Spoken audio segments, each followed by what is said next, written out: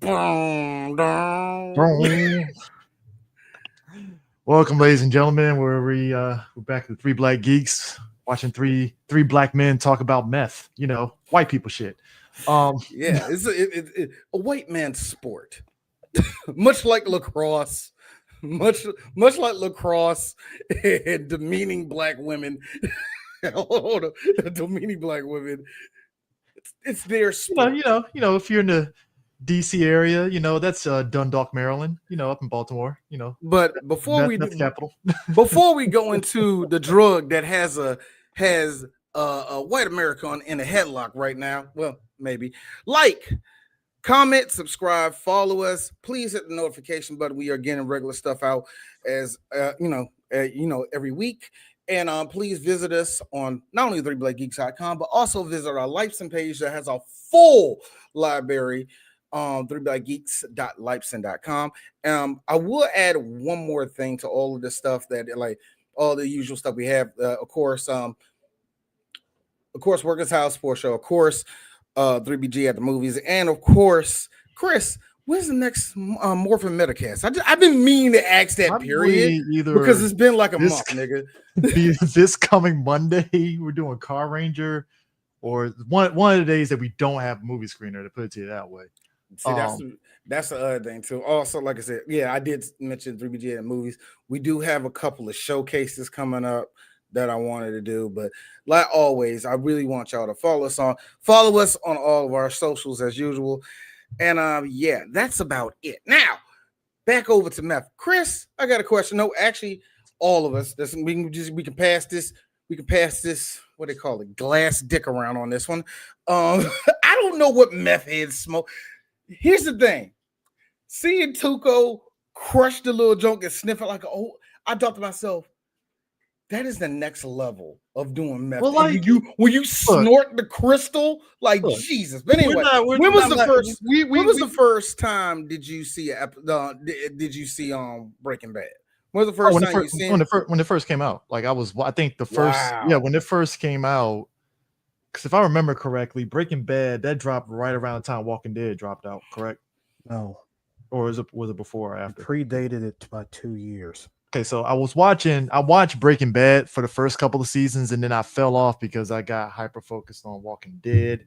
So I was like stocking up episodes of the later seasons of Breaking Bad, and then finally did it. And then the final season, I actually watched it as the episodes were coming out and stuff, because everybody on social media was losing their mind over the final season. No, the final season was so bad. I didn't watch the last episode until like 3 weeks later. I think me and Sue were like, because I was so sick of everybody talking about it. I said, no, I'm locking myself in a basement. I'm not carrying. I'm gonna wait until a whole month pass. Then I'm gonna watch the final episode. I think actually, no, it's funny. I think when me and Sue were talking about it, it was the episode. It was the season where if our boy ding ding ding ding And first of all, I didn't watch Breaking Bad until after the series was over. No, but I think I showed you that clip though of Giancarlo like getting blown up. No, I saw the image of that floating around. And, okay. I think I know what it was. Back up. I think I described it, and you saw the image. So I think when I saw that, it was like, holy shit, this show is getting fucking wild. And then Sue saw it after it was over. Like, yeah, after the series had ended, that's when I just binged the entire thing. I think me and you were watching Better Call Saul consistently though too. Yeah, I stayed watching Better Call Saul like as those episodes came out, but no, I was Team Walking Dead and still am, to be honest with you. But that's the first season of like Breaking Bad.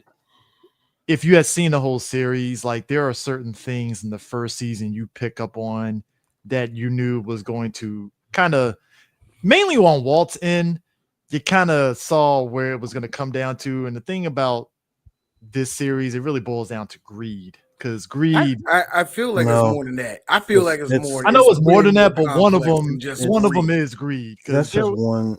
Really, that's just one aspect. It's mainly hubris. It's more hubris than greed. I think it's also a reaction what you see when men hit their midlife crisis. Your midlife crisis is going to be between 35 and about 50. You know what I mean? About 50. Because nobody makes it to 100. So let's not hit that shit. That's your I mean, midlife. You know what I mean? But anyway, fuck all yeah. that. You know what I mean by that. I mean, But it's like, still, yeah. you have Walter who not only hits that thing like, well, you're in fuck up mode at this point because you have cancer. And even in the best of times, cancer is always like, you know, that's it. You know what I mean? A lot of people kind of give up on that point. But Walter had a choice. I think that's really what I'm going to get at. There were choices that were made. Well, one of them is everybody had what I like to call turn to page 444. Turn to page 44 if you want to go into the cave. Turn to page 12. But like, but you know what I mean? I feel like there was a lot of that. But I think with Walt, it was like, all right, you can do the usual thing. You go through chemo, yada, yada, yada, whatever, right? But like, you got to think about it. Walt is a school teacher who is, I mean, let's be real. School teachers don't make money at all, barely. It's worse than that. Played by Bryan Cranston. It's worse than that. Walt is a highly overqualified science teacher. Yeah, that which part. later seasons opened and- up what happened with that. And the issue at hand here is Walt goes through a mundane life of literally being told what to do and never really making any actual choices for himself. Yeah. I mean, he's married. He has a 40-something-year-old pregnant wife named Skylar, and she. And let's be real. Is she a ballbuster like her sister Marie? Not exactly. But Marie is a lot. But the thing with Skylar is she is, just from how she carries herself, is the decision maker. The one that pretty much decides everything, even when it involves Walt, or even for Walt. So he feels very emasculated in his own marriage. I mean, at that point, he's resentful. He's stacking all of that up. You know what I mean? Inside. Yes, he stacks all of that. Not to mention the fact that he lives a very passive life. You know, yeah, it's just suburban lifestyle. That's all it really is. It's not really suburban lifestyle, brother. I mean, come on. Even if you live in a suburban lifestyle, somebody's gonna make the choice to cut the grass. No, but I'm saying he's living just a regular mundane suburban life, just work. Yeah, but I'm talking about passive. I'm talking about passive as in he just goes with whatever. But that's what I'm saying. That's what I'm saying. When you're not only passive. I always hate to go to the violent way of saying it. He's not going to start a fight. He's going to be very, hey, look, guy, I'm just walking by. But that goes what I'm saying though. Like, he's living a suburban lifestyle, which is basically, AKA, he's coasting at this point. He's just coasting. Can we really call it coasting? But it's coasting because you're going through. You have your schedule. You're going to school. You work to school. Oh, I got to work the car wash. I come home. Got to deal with the wife, got to deal with the kid, and then boom, lather, rinse, repeat. You ain't really changing up anything. It's just same old shit. Sounds like white struggling to me. No, but I mean, I'm just saying, it's just coasting. It's just coasting. No, it isn't. No, it isn't. D's raising his hand on that one. That's called being married. Yeah, you know that's what I'm saying. It's just get sucked into that same cycle. That same cycle. Wake up, go to work, go home. Wake up, go to work, go home. You know what I mean? Hang on. The reason why I'm calling this struggle is because, not to bury the lead, I mean, since we're all just doing an overview, so to speak, there is a flashback in the show where the house that they live in at 308 Arroyo Negro Lane, that house was supposed to be the starter house. Yeah, and and what ended up happening was, this was when he was supposed to be working at the lab of his company that he started. Now, at some point, we don't find out until like way later why he abruptly left his own company to Which begin we'll get with. into when we get to that season. But when I first saw that in that flashback where he looked at it as, oh, it's a starter home, but we really need something bigger. Like it needs to be, he didn't even want that house to begin with, but he just looked at it as, I guess this is a good starter. You know, it's close to my lab and blah, blah, blah, blah, blah. And like, you know, he was dreaming, like dreamer Walt at this point. One thing that season one highlights is that we see two different Walts. Past Walt is a completely different Walt versus present day Walt. Hair, I mean, think about excitement. it, but that's what I'm saying. Past Walt, it's that. Funny enough, it is kind of like that bright-eyed. You're off into the world, and you have all this optimism and everything else. And to your point, Sue, it's like, you know, you get to what we see in Breaking Bad. When we see him, it's like all that shit is just sucked out of him. And that's why I said everything with him just feels like he's just coasting because just shit. I would say he's mentally struggling. I guess that would probably be a good thing. Yes, it's definitely a mental. Mentally, he's just struggling because it's just like, is this life? It's a mental struggle because, come on, 2008. This is right at the beginning of the economic crash during this show. So there's that. This is when the American dream really started to show up. No, it's not like that. Yeah. Also, again, when the curtain finally started to deteriorate. Well, I and mean, also also again, it goes back to what I said earlier about age. A lot of men hit 40 something, whatever, and they go,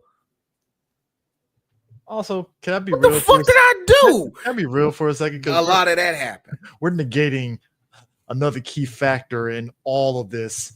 The show takes place in New Mexico. I don't know anybody that's just jumping through hoops to say, I want to go to New Mexico. No offense to anybody that lives in New Mexico. No.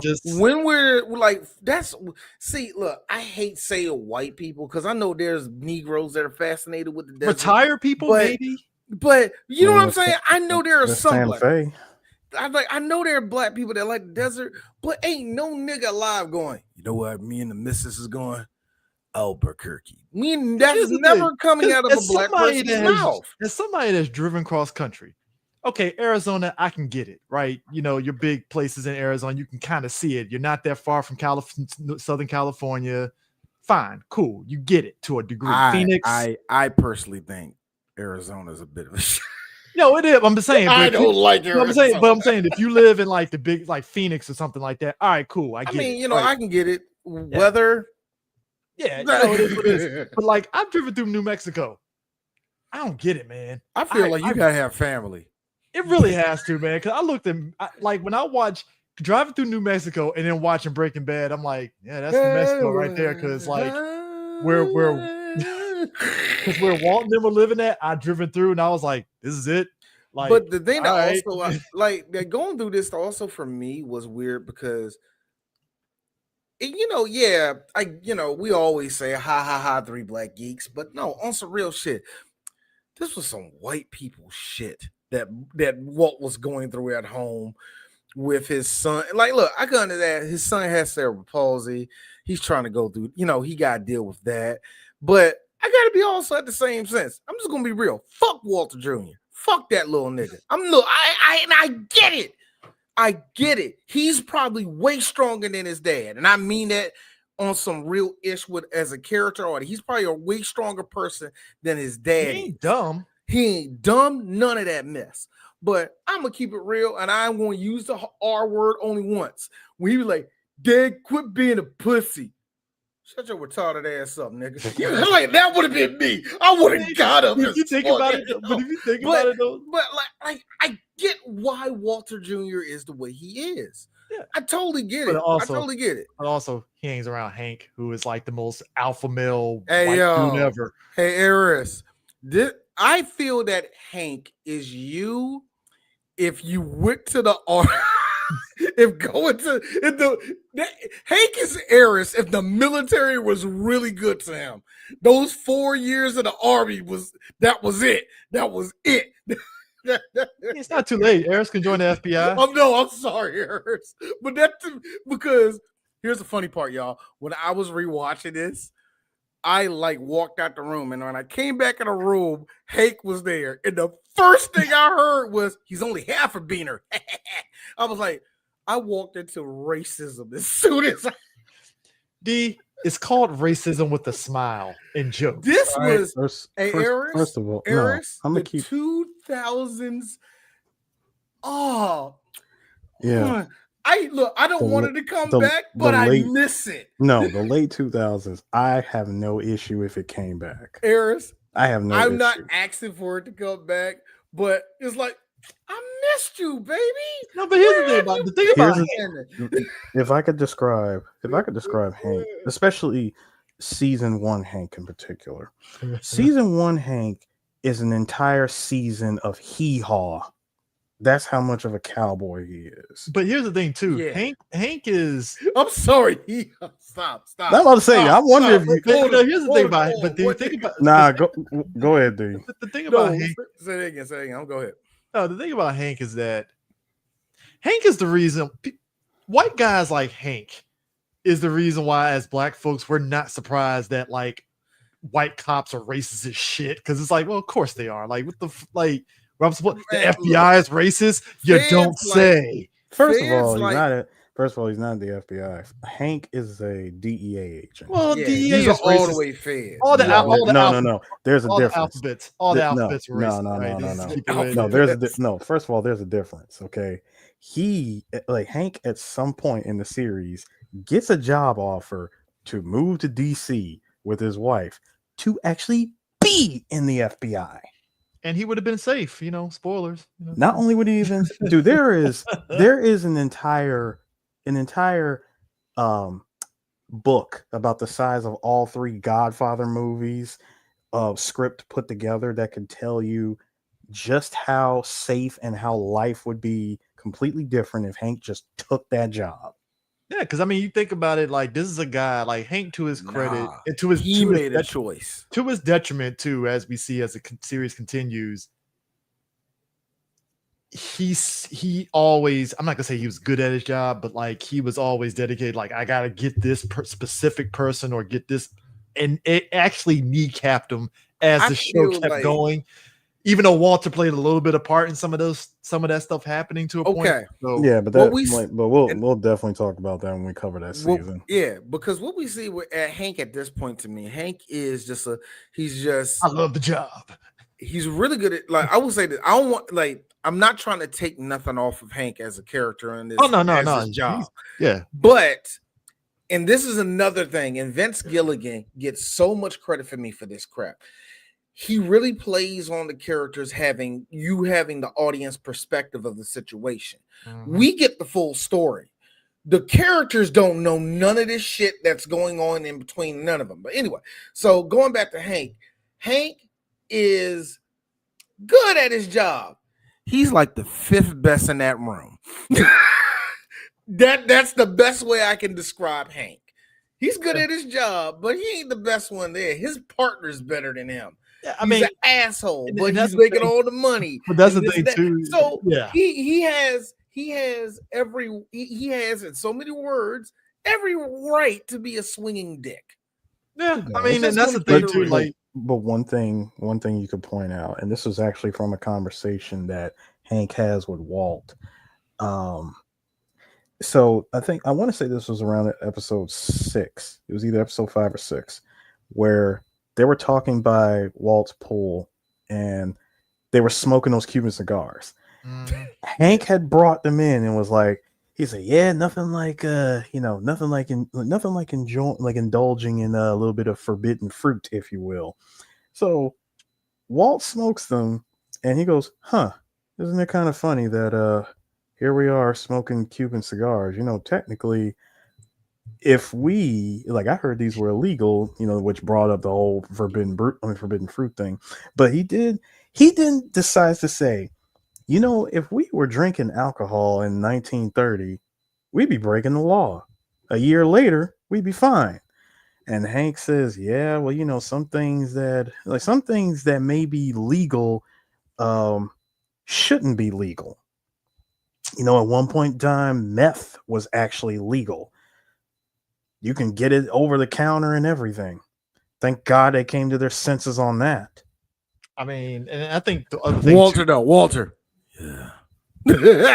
He really did have that response, like, yeah, because you got to think around that time, Walt was trying to totally rationalize. Because keep in mind, Walt did not catch a body yet, so he's really trying to rationalize, where that moment is to officially break bad. Which I really hate how forced that line sounded. Like, you just think you're just gonna come out of nowhere and just break bad. I like that. Just sounded so forced. Shout out to Aaron Paul. I feel like Aaron Paul is such an accidental actor. I mean this is not me hating on him or calling him Paul weak, is close, but he feels like he needs to be just on television and nothing else. And if that sounds like an insult, I'm sorry. What, you didn't like him? You didn't like him in Need for Speed? But here's the problem. No, hold on. Shut up, Chris. Did you? Yes. No, I mean, did Metacritic? Don't say yes. Real quick though. They probably did. I like how they advertised the shit out of Need for Speed, and it was really fucking Batman fucking yeah, it was Michael Keaton. Michael Keaton was the face of Need for Speed more than Aaron Paul, and Aaron Paul that was supposed to be Aaron Paul's coming out like, oh, his first movie, Need for Speed. Y'all are very. It wasn't terrible, but it wasn't terrible, but it was definitely more Michael's movie than Aaron's. That movie was boring as fuck. Yeah. Had some good, like, the races, visually great races, but like the in between that shit was just like, look, that movie came out 6 years too late. Yeah, that's really what that was. And that wasn't Aaron Paul's fault. It was just the movie itself and how it was just how the movie came out after Need for Speed Most Wanted, 2006 Most Wanted. Had it came out back then. And bear in mind, it's not like Need for Speed had like the greatest stories in their game. So no, they didn't start getting story heavy, honestly, until Most Wanted. Oh, I know, I'm just saying, but it's not like the stories were like groundbreaking. Oh, I feel like they were always a tad bit, E3 hyped up those goddamn stories like it was. That's what it was. Coming. That's what it was. Yeah, they made it all sound like, oh man, this movie is Hollywood level, guys. Well, first of all, when Fast and the Furious 1 through 3 is your literal blueprint, I mean, can you blame them? No, but not to go in the direction they go where they're taking. Come on, first I blame Mountain Dew more for that. Come on, Chris. Come on. The line from Razor. First, I'm gonna take your ride, then I'm gonna take your girl. You're going down. Yeah, that's EA's version of making a parody of Fast and the Furious. It ain't exactly elevating the Fast and Furious. I love all of that Gorgonzola. All those fucking actors that got into those games thinking that they were the hot shit, and it's like, bro, we ain't gonna see you ever again in gaming. Look, sir, I don't think that they were. I think that they got into it thinking, hey, it's just a job. You got a bunch of fucking keep it moving. 20-year-old fucking Abercrombie models to be in them fucking damn games, and that was it. Chris, you have to understand. It was the 2000s. Everything mid 2000s. Just give me Need for Speed Underground with no person. I just race. That's it. Just Chris. We gotta dress them up in all hyper colors. Chris, look, we have to make sure all those kids hop on Net Zero and dial up to make sure they. Stay away. Hold on. Back up for a second. Circling back to Breaking Bad. I totally forgot that this season, because I know the later seasons were like 13, 14 episodes. I forgot this first season was 7 episodes, and I forgot that was sort of like at the time, and it still holds to this day, a lot of networks, that's their way. Well, why I say networks, but a lot of stations were doing the 7 episodes as a testing ground to see if they want to continue with the show. Because I think Walking Dead was the same too, wasn't it? Yeah. And also, but that's more so an AMC thing. I was going to say that was an AMC thing. I thought Netflix does it sometimes too. Yeah, but this was before. I was about to say that. Oh, okay. But then again, Chris, Harris. around that time, a lot of series on Showtime and HBO, that was their tester too when it came to pilots. About Yeah. 7 episodes. And Well, hold then up. that's when Which and one? that's when Which show though? Because I know The a Wire had couple like of shows got 13 easy. So no, I'm just saying, Chris, just in general, usually when it came to the more premiere oh yeah, television shows, their first season is going to be their shortest no matter what. Because the way this season ended, for some reason, I thought it ended on some like cliffhanger, and the fact that it just ends with Because people murking Bro. this dude and then dragging him to the truck, and then I'm like, that was it. What? For me, I got confused because I kind of smashed season 1 and 2 in at the same time. For me, I think a lot of people do, to be for honest. me, I didn't start seeing the series actually until about midway in the 3rd season. That's when I started watching it. And you started watching it right when they were when they were getting threatened to cancel. Meth Damon. I think, yeah, it was after he died. I think it was after he died. That's when I started watching it, when it came out regularly. But anyway, point is, but yeah, I remember they all those episodes came in like there was only like about 6-7 episodes they had of shit. Anyway, whatever. So Walter's claim to fame. This is the thing that kind of starts to what you said. You're right, Sue. It is hubris. So Walter, when you think about drugs, right? Like when you think to, let's just use crack as an example, like coke, right? The whole thing you've seen in American Gangster and all that stuff is like the purity of the drug is what gets people off, right? Like that's the big deal. Yes. The purity of it. Like so Eris, no, I got you. Eris, do me a favor. Perform Antonio Montana walking past that table.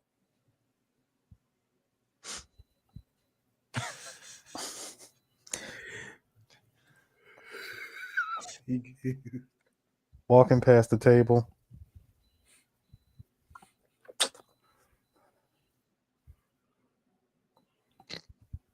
You know that. No. Walking past it. I fucked this up. Walking past the table in Bolivia.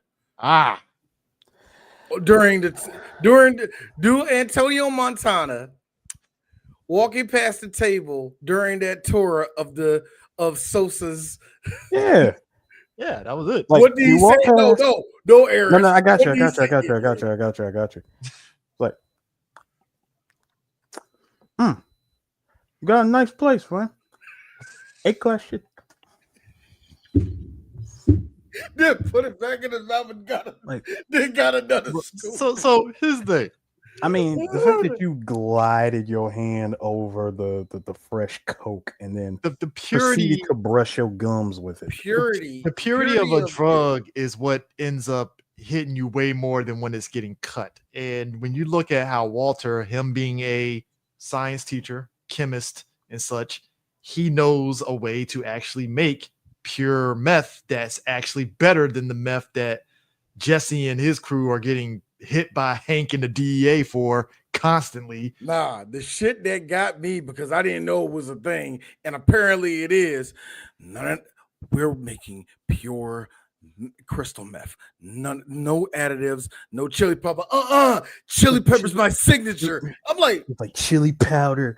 When he said chili powder, chili powder's my signature. Like, chili powder's my signature. I'm an artist. Walt, being pretty much me at this point. Why would you do something that stupid? Why are you adding adulterates to something that you can barely put together? But that's my thing too. I have to wonder because Walt sees Jesse when Hank takes him on one of his DEA raids, and he sees ride Jesse. Along, sir. Yeah, right along. My bad. And he sees Jesse, running out there, escaping and stuff, right? So we're not gonna breathe. We're not gonna breeze by the fact that this man hopped out of a second-story window, smashing the neighbor's wife. Very top-heavy young lady. Yeah, I mean, good on you, Jesse. I mean, if you're in the drug game, you got to get a top-heavy woman. That's the rules. Hey guys, she's addicted to crystal meth. Don't act like I don't. No. This isn't. No, this isn't. 3 weeks. No. You need to stop, sir. That woman is very respectable. We are not talking about the local whore named. Yeah, I know. Thank you. Thank you. The local whore name. Guy has all the diseases. Missing teeth, Ugh. children. Having the nerve to Everywhere. walk around in a mini skirt with cowboy boots. Probably cost you about Cookie Monster pajamas. probably cost you about $20 just to hit. 20. It's 2008. Nigga, It's you have 20. you have the right crystal. You have the right shard. You have the right Shikon jewel for nigga. Come on now. Hey, look. I just, that's. Look, man. There's a prostitute for every dude. That ain't no. Everybody got Absolutely not. Everybody got price. Everybody got a price. Ted DiBiase told you that, and that's a Christian man. Everybody. Not this guy. Tell you that much. I don't know. Everybody say like I hate how you say not this guy. Yeah. Everybody got a price. Nah, but so Man, I ain't sucking no dick. I have to $2 wonder million. though. So Let me ask y'all guys this though. So Walter taking the piss out of Jesse's, chili powder like meth, right? I gotta wonder how much of his chili powder meth was he really selling in succession? well, thinking how dudes lace cocaine with baking soda, sugar, eh, Formula, baby formula. baby formula. I like any way you can make it. You can make it. I'm so mad that we somehow are experts and all this shit's coming from fucking movies and TV shows. No. It's not even. no. It's not even expert. It's not even expert. No, it's it's not even just that. more. It's just more known over time, man. Yeah. No. The issue with how the meth is put together, at least through Jesse's way, is just dumb. Okay, He's messy as shit, by the way. No, that's why I said it's dumb. Second of all, your local meth heads, dude, you can give them baby powder, talcum powder, and baking powder all put together, like throw it in the freezer, crystallize it, crush it up. They'll think that they're shooting meth. You only put in 1% of actual methylamine, just one, just a drip, just a drop, and they think it's the greatest high in the world, right? Because they're meth heads. What do they know? What do they know other than shooting? And when you fill up anybody on weak product, they're just gonna know the weak product and shit. Yeah. That's just if how you it have is. like the good stuff, which is because basically what it boils down to is Walt is, and there's other aspects to this, but I'm just kind of just summarizing it. It's essentially he's trying to stock up money for his family. Essentially, Yeah, but that's the whole point of this. That's the whole. This venture. That's it. Now here's the thing. Which makes sense. This is the beauty of this, guys. We know that Walter is a bad guy. When he put the camera on him and put it down, that was the last bit of his humanity. Because at that point, he was a villain. Now that we know all this, we know he's a villain. So, not at that point. But it wasn't even at that point when he was a villain. I can tell you the exact moment. But go ahead. The point is when Hank. God damn it. When Walt flipped over, at that point, what's the noble thing to do? I'm going to take care of my family, and I'm going to hang all of my morality on that. That's the reason why I'm doing for it. Yeah. By any measure, we all will say we can respect that. You're doing it for your family. However, that's where the however from. This is where the murkiness comes from. At any of this shit, Walt, when was any of this for your family and not for you just to get off? You know what I mean? Because they remember the part where when he faced Tuco, he's like, doing all that mess. It was like, you like it. But hang on. Mm-hmm. See, the way that the first episode starts out, like we see the start of the RV, Jesse passed out. the pants flying in the wind, Walt leaving not so much a confession tape, which he did say this is not a confession. He said this isn't a confession. This is more of a goodbye video that he left behind for his family. Hey, tomato, nigga. He left behind, he was going to leave that behind. And of course, we see him point the gun and he's thinking that the cops are coming for him and he's about to, he's going to go all out. I'm like, go out like a G.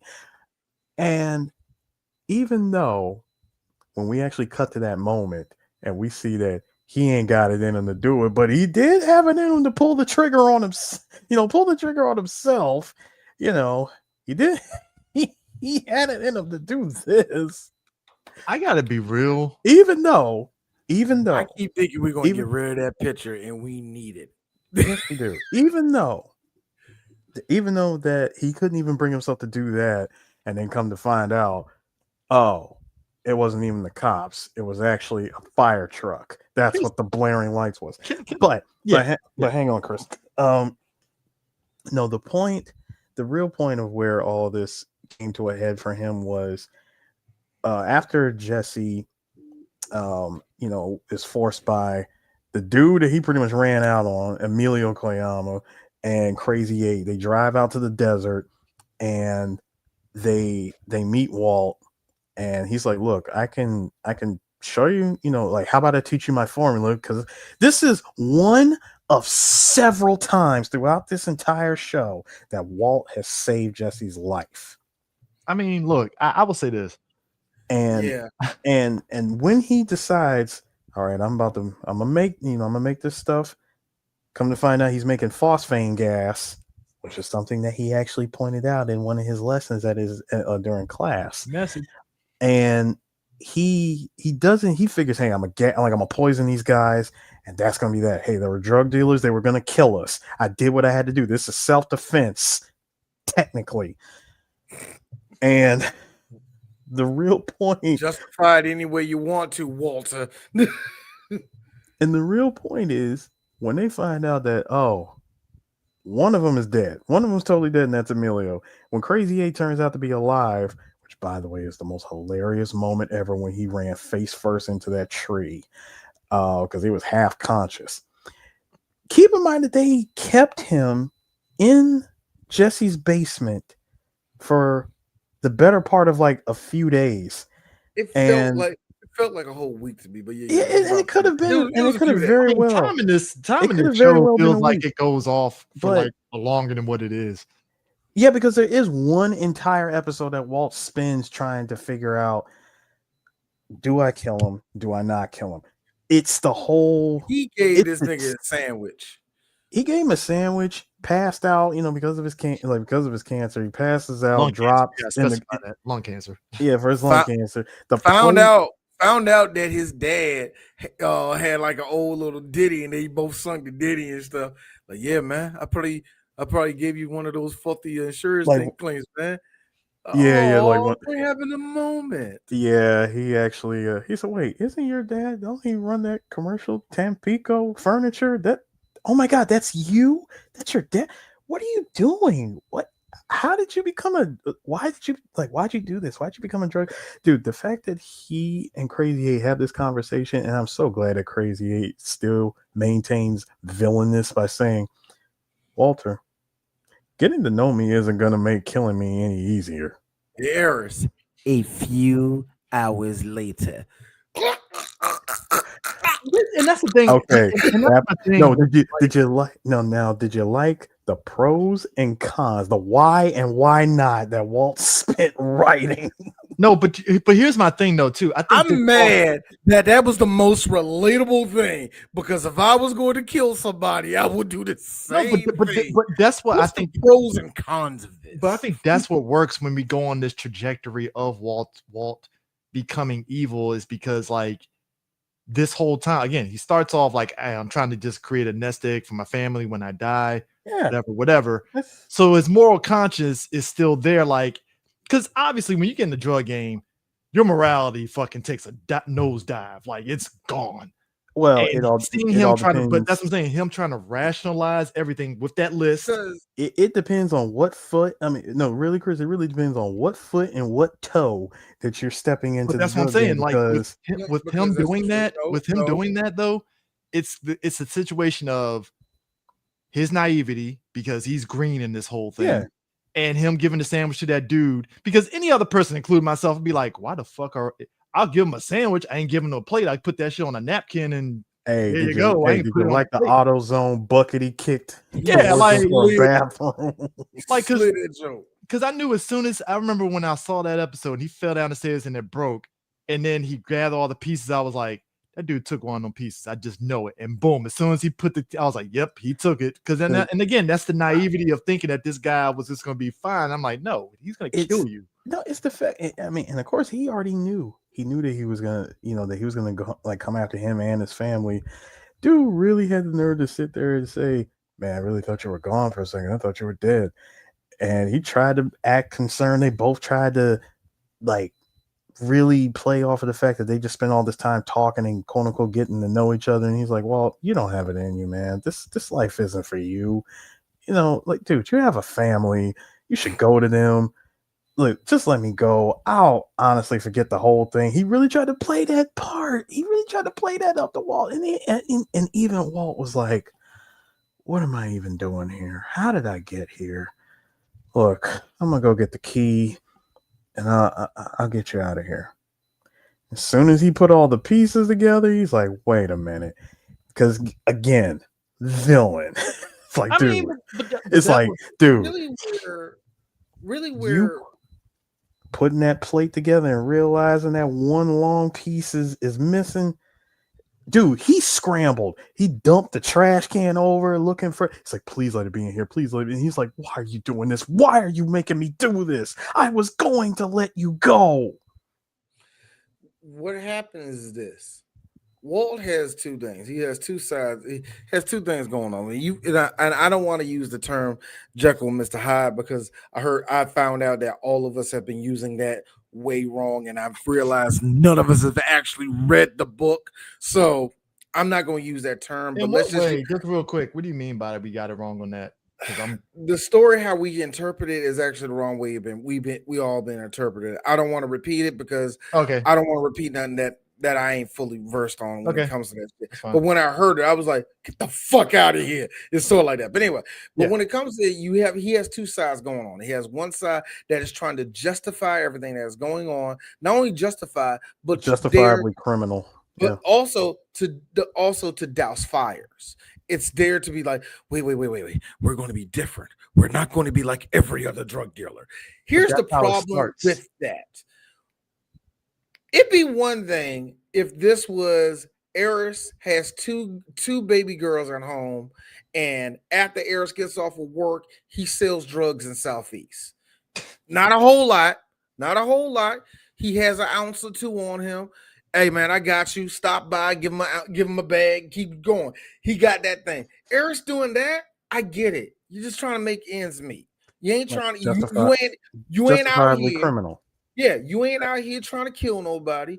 Hey man, let me just hold something so I can sell to a couple niggas. There ain't nothing like. You know how many drug dealers are out there like that? Plenty of them. Oh yeah. But when you are cooking the meth, well. No, but that's the thing. No. That's kind of how I feel. Like no. See, in Walt's case, and I get where Walt's coming from. He is in the kitchen, just cooking it, making it, packaging it. Jesse is the one that has to go and gives it to Jesse. Jesse is Mr. Drop Shipper. He's Mr. UPS. He's he is the distributor and the full distributor. And what gets Walt in trouble is the other side of him. I'm Heisenberg. I'm the smartest man in the room. I think that side gets him in trouble because when Walt starts sitting there like, Jesse, you idiot. How can you have that happen? Don't mix that with this. Don't do this. He thinks he's bad. He hasn't seen bad. Remember your boy making fun of Walt Jr. Mm-hmm. Come on. Oh yeah. There was a part in the in the earlier episodes where they were in the store it was Walt, Skyler, and Walter Jr., right? Mhm. And dude, there's some other some other older kids that were making fun of One of those Walter kids was Jr. a full-on college student, but Yeah, keep going. yeah, full college student, but still. Keep going. And Walt, what I wanted to here's what I wanted to know. One thing, just from looking at the overall structure of the building, Walt went in one direction, going out that way, right? How did he come back around and come through the front door? Look at that scene again. I have to look at this scene again because I could have swore he went out the front door. He never went out the front door when he so said, where the fuck did? Right there, D. It don't matter. See, It don't matter. That I part, like the no, hold on. That part has always messed with me because every time I remember I was watching this, like when I went back and I binged that scene again, and I was like, wait a minute, there was no back door, there was nothing. He went in the backside where the fitting room was. He went in that direction, and yet somehow he came back through the front door. Like he never went out.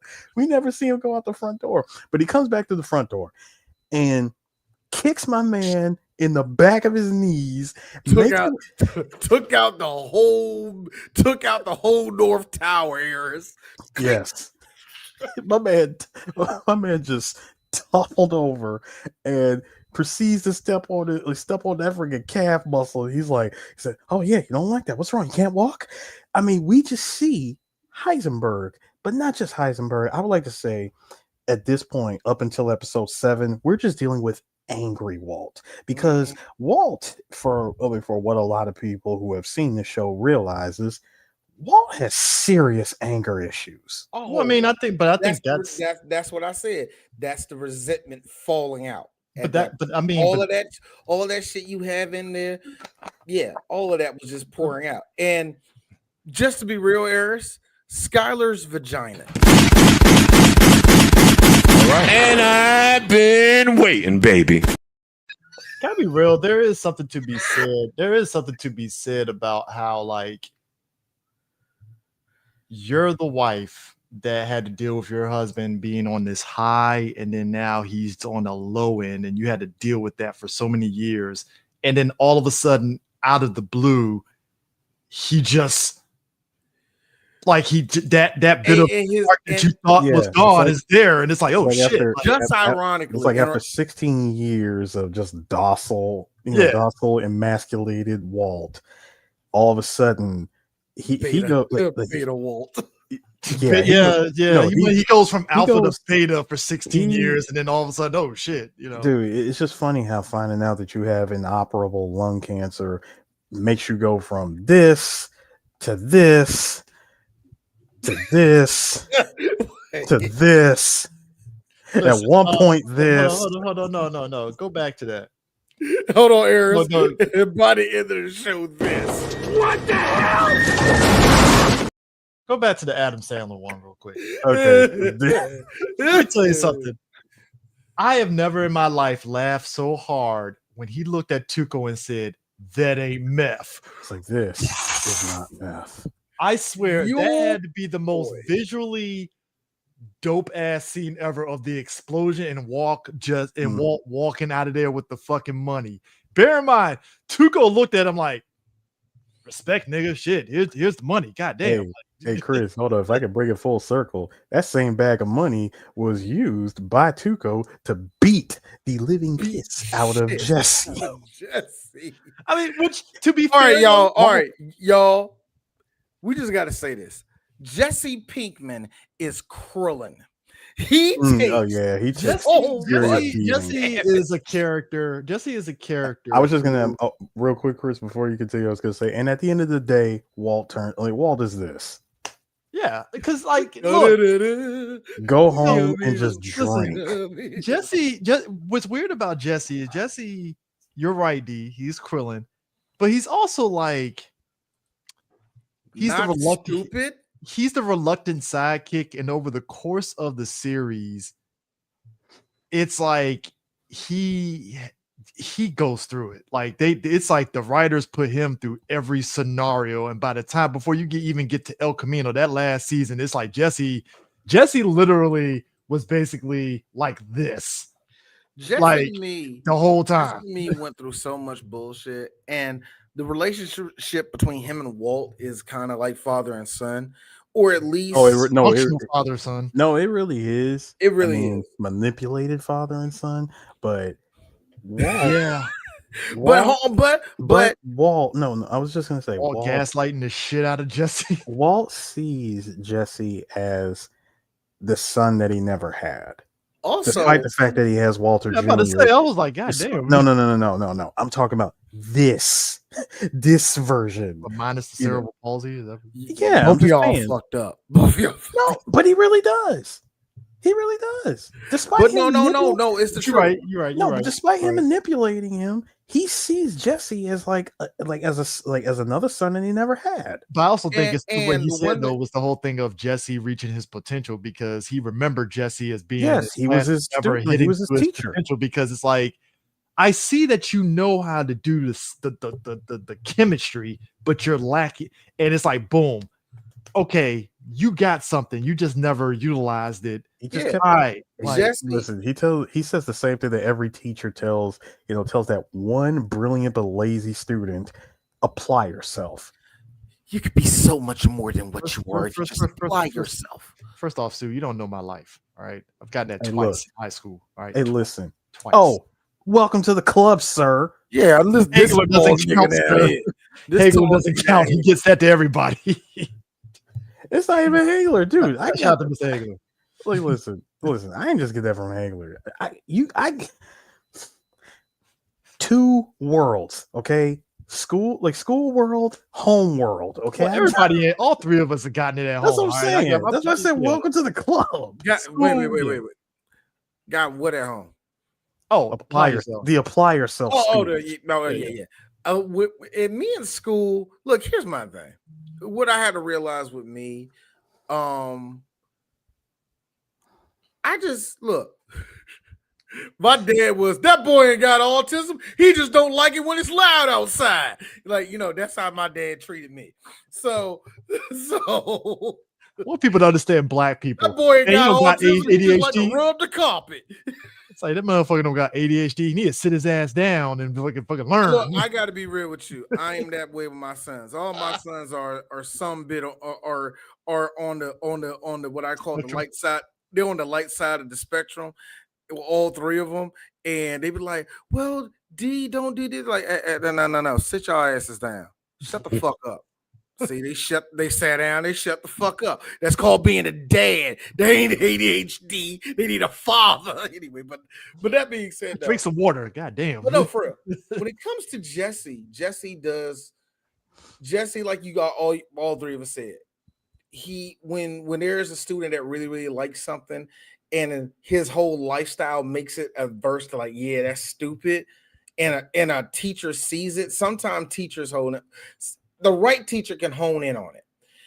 What I took with Jesse was it was a bit of redemption for both of them.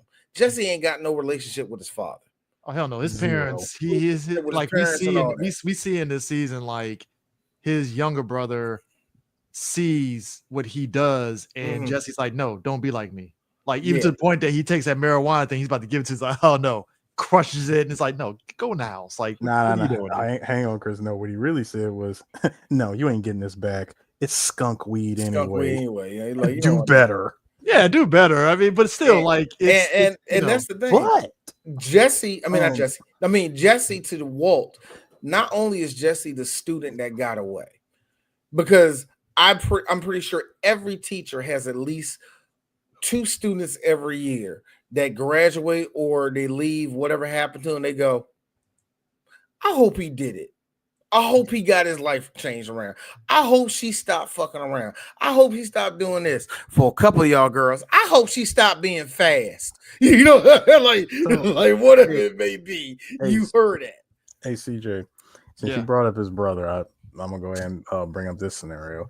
So you notice there were, like when Jesse was super paranoid that he thought the cops was after him, he goes and literally sets up a tent and hides out at his parents' house, literally camping in the backyard. His parents find him. They're like, son, what are you doing? What are you doing back here? Why are you here? And yeah, pretty much. like he's like, what are you doing here? They talk and all this stuff, and of course Jesse's mom sees right through him, like, nah, no, you really can't stay here.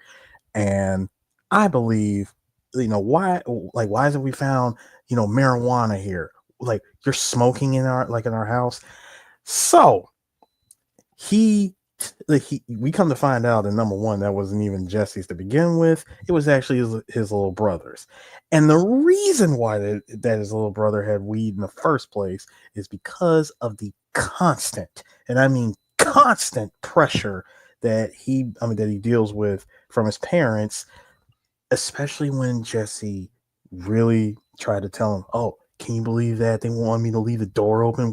So I don't be a bad influence on their favorite son? Are you serious? I'm the favorite? Yeah, right.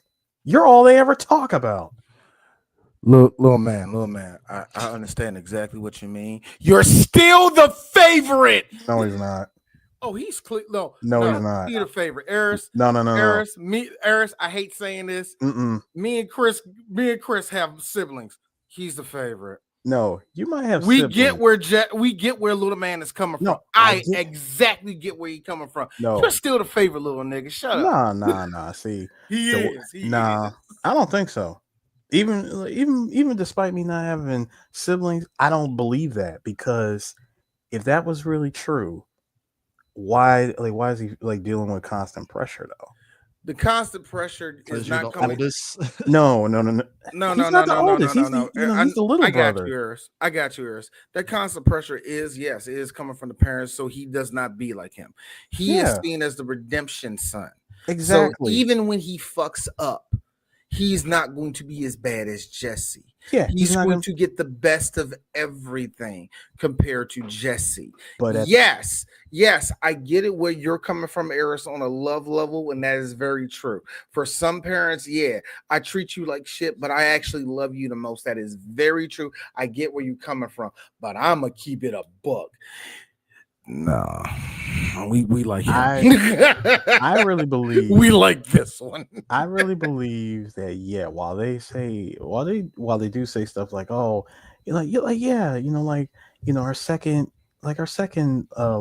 son, he's this, he's that, he's great in sports and school, and I'm like, dude, it's because whether the pressure's coming from you or himself on some parents notice me, because when you see his room, dude got trophies lined across the wall, and academic level is through the roof. It's like, bro, like, are you doing this for attention? Because again, the oldest son is the one that's getting all of the conversation. Also, this.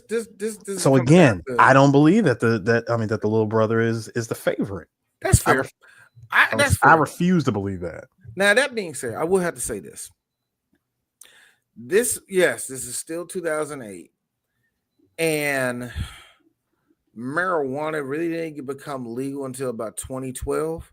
But still, I understand where everybody was standing at. But the way that both families reacted to knowing that there's marijuana in the house is one of the most Caucasian things ever. Or television Caucasian. Television Caucasian too, because Skylar was trying to tell her sister, who is a kleptomaniac, by the way.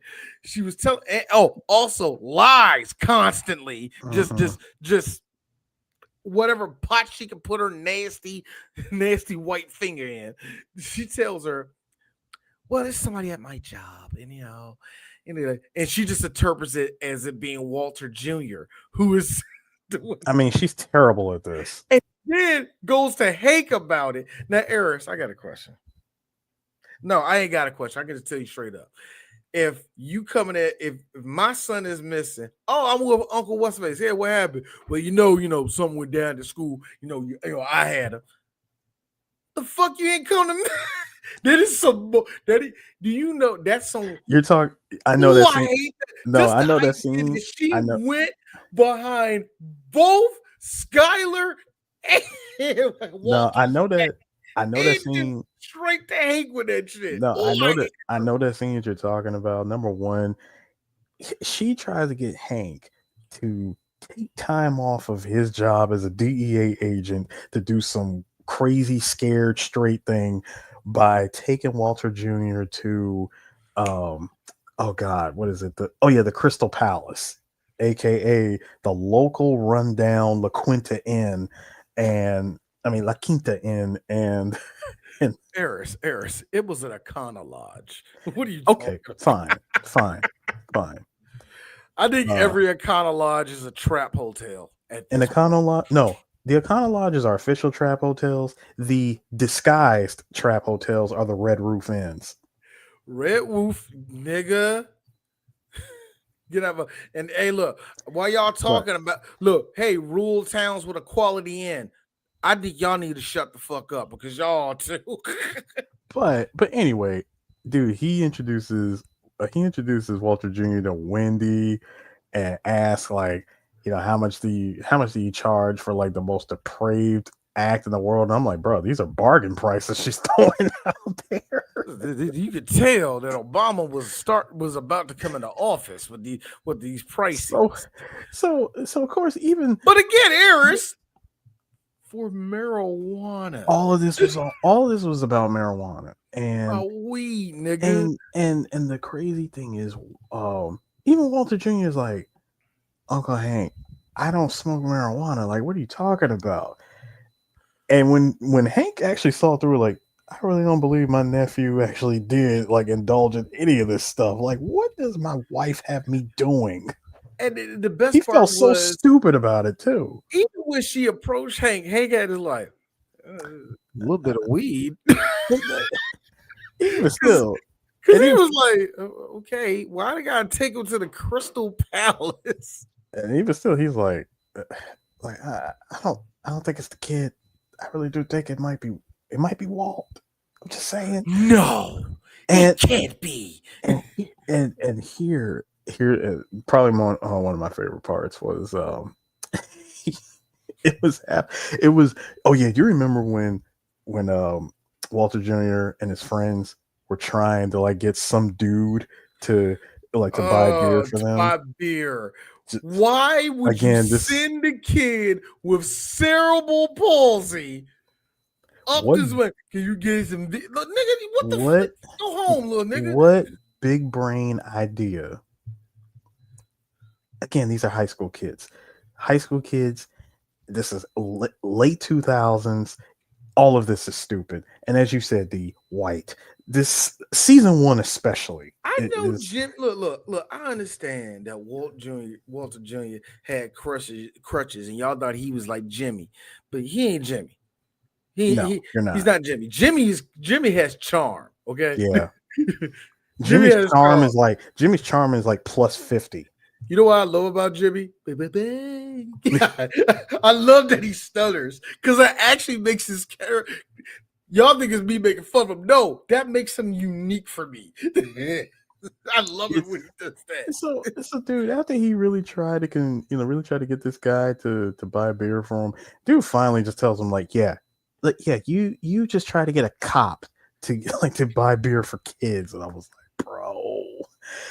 And what does Walt do? Just like Marie, instead of calling his dad, he calls Uncle Hank. This seems like something y'all can take care of. Look, I understand. Your son gets caught stealing something from the try and save. You know what I'm saying? Like, I get it. You want to say, hey, look, stop robbing. You get caught smoking weed. You want to give a taste of reality. Me personally, I'm going to say, how much was it? What type of shit was you smoking? Really, nigga? Come on, man. What if you got caught with that? Niggas be like, well, you get kicked out of school smoking this much weed. Come on, man. Be a man. Smoke this shit.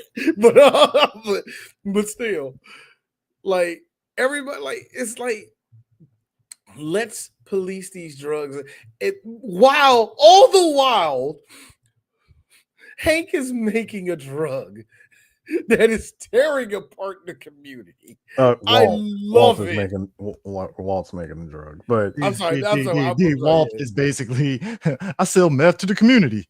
But Black Dynamite, I'll send drugs to the community.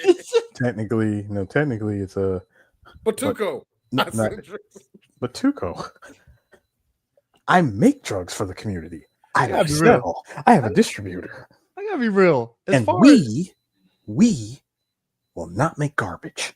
I'm just saying, as far as drug dealing, I fucking love that. I love that line. Because this is the one thing, I'm sorry, Chris, but this is the one thing we did skip when it comes to the drug making process. When it comes to him making pure shit, his shit was top notch. It was Cadillac. Because nobody pure else is glass. Because nobody is coming close to that. Because even like, and that's really speaks to Walt's hubris in the later seasons, because it's like this thing that he made that was pure, that he held dear, it started to become a thing where other people were also in a way trying to mimic what he was doing. So it's like, But you kind of understand it. Out. Yeah. So it's like when you think to this first season, you understand why it held near and dear, because he finally has something that is succeeding. And that ties into what we see in the later seasons on what kind of came about his thing with the other company that he was working for. But like, you see that, and then you juxtapose that with crazy ass Tuco, which, as far as drug deals go, Tuco is probably the last person I would ever want to have to deal with. But like, I mean, come on, look at this. But let's think about this. This dude beat the shit out of this guy because he talked cash shit. I'm with Jesse. Jesse's like, yeah, I did have a distributor. Oh wait, we fucking like, which you. By the way, like, we put him in our tub and he's now putty. By the way, okay, you know what? Thanks for bringing that part up, dude. The how to dispose of a body. Seeing season 1, seeing Walt and Jesse in season 1, bro. This is like how to be bad guys for dummies Walt level. Told this level. He said, make sure you get not just plastic, a specified type of plastic that you can pick up at the local hardware store. And he tells him, use this, because of what we're gonna do is how to get rid of this body to where to make it look like they completely disappeared is dissolving them in acid. So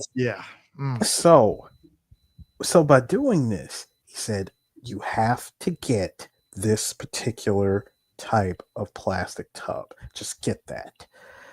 Jesse, he literally had one job.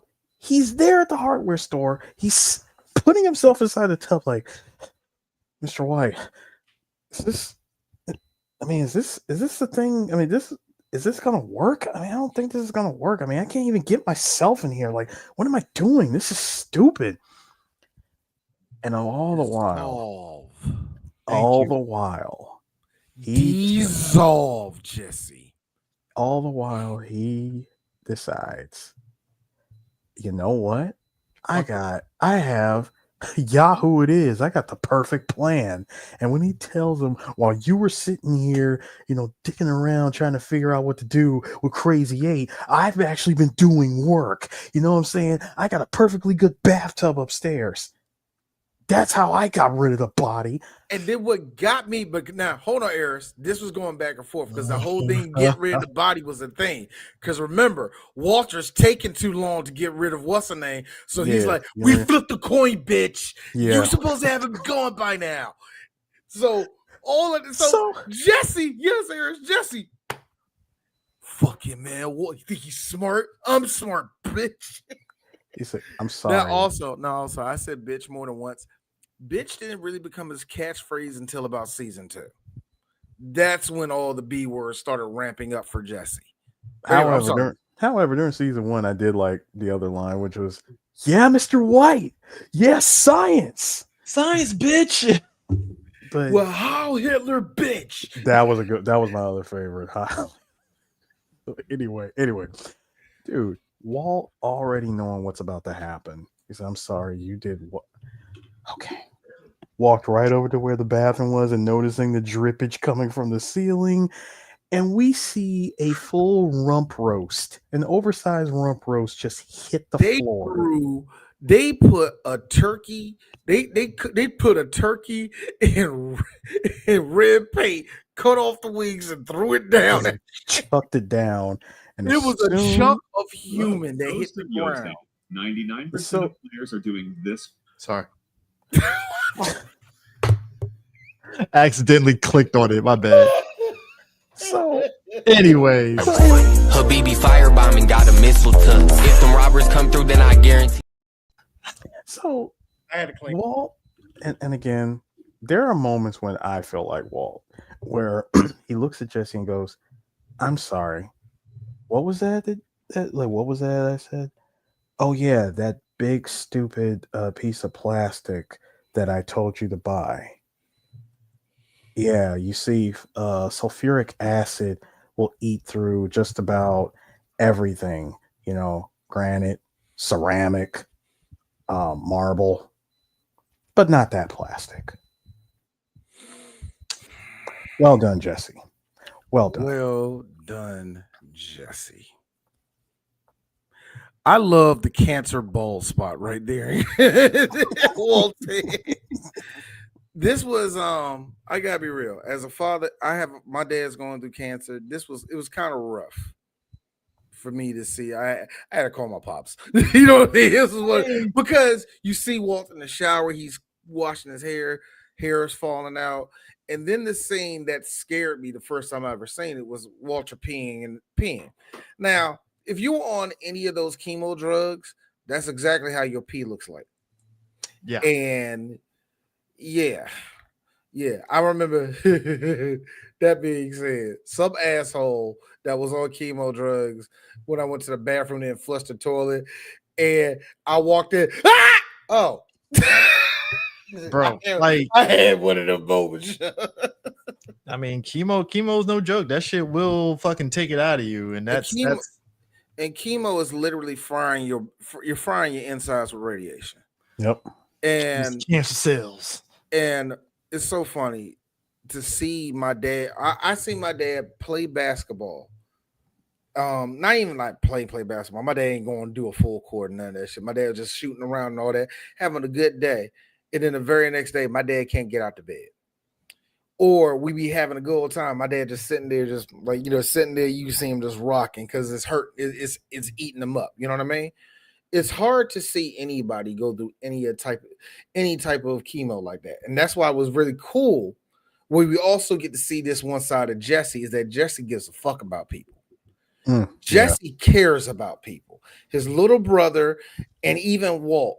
He was like, "So how long you been on it?" He's like, "What? The little dot right there is where they get, where they locate the cancer at. How long you been on chemo?" Say how long? He's like, "I never even told you that I had." You're like, yeah. How'd you figure out the coughing, like the spitting up blood and all that stuff? My aunt went through that shit. My aunt went through that. I took care of her. This is actually her house. This is the reason why I live here. Well, like Jesse, he's like, she's gone, but but I live here. Jesse being who he is didn't exactly keep the upkeep of the house. Yeah, not exactly. Something, when it comes to inanimate objects and locations, Jesse's aunt's house went through its own level of character development, and I love that. Thank you, Vince Gilligan. I mean, even to the point where, like, because it went from being remember in this season, he was like, "So you just in an RV? Nah, I can't sleep in that house, man. It's too much." And I'm with Jesse. 2 people died in that motherfucker, man. Technically 3. There's too many spirits bouncing around that motherfucker. Nah, but it's just, but it is kind of like, to your point, it's like that happens. The house gets renovated because of said situation and stuff, to the point that when they try to sell the house, it's like, what's that smell? Oh my God. Even to the point of the stain from said fucking damn tub and blood is still kind of lingering around in that house, to where it can't even, it's like, it's hard as fuck to sell the house. It's like, because of that one mistake from Jesse putting acid in the tub and shit. And it's like, oh god, there is not enough. There is not enough bottles of awesome that can mask that. There's not enough. Do it. There's not enough Fabuloso you can let soak in the tub and in the carpet. You can light up some pumpkin spice candles and it still wouldn't work. Stanley Steamer would go, shit, I don't know, man. I would have looked at that house and said, you know what? Time to burn this shit down. We're done. Might burn it down and rebuild. I don't know. I feel like you burn Jesse's house down, it would actually. Is that crystal meth? Like, holy shit, we made crystal meth at the burn house down. Crazy. Yeah, that's right. Because he did move. Remember, they moved all the stuff out of the RV and set it up in Jesse's basement. Because he's like, I had to move it somewhere. In the basement. I don't blame Jesse, though. I really don't. He put it in the basement. Keep in mind, he put it in the basement. Didn't even think to cover it. But you had the realtor. And you had the realtor showing people the house. And it just, on the off chance that your parents just happen to be around, they saw the lab. And that's when they pretty much kicked him out of his aunt's house. You know what, Ayers? You are actually right. That it is. He's the favorite. Period. No. That house really did go through some character. Yeah, it's character development. I mean, because next just my own private domicile. The RV, even the RV was also a character. The RV was a character. The house was a character. You know what the funniest moment for me though? It's like Walt did all this cooking and was like, I think the total out before they went to Tuco was like, she only made close to like, was it $2,700, $3,000? Yeah, Jesse only had like $2,600. I like how Walt was like, that's it? The fuck? Brother, Thank you. Yeah, I mean, dude, think about it. I would be disappointed too. You thinking you doing all this like 2,600? You went through all of that stuff, with the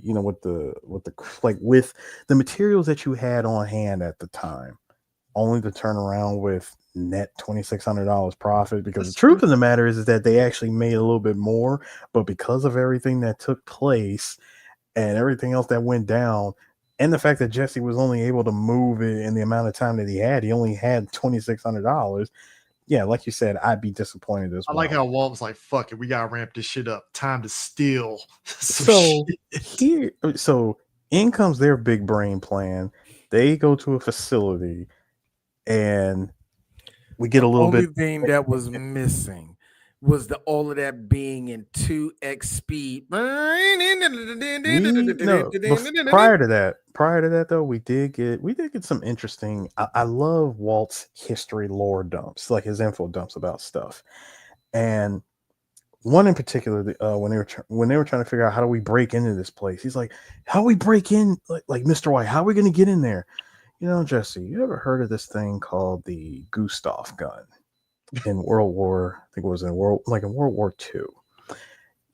It's the most unbreakable weapon on the face of the planet by the Germans. It could shoot up to I forgot how many miles, but it'd be perfect. It's like 23 miles or something. Yeah, like 23 miles. It could shoot far away and be perfect. You could drop bombs on it for 6 months straight, and that thing will still keep firing. Like, that's crazy.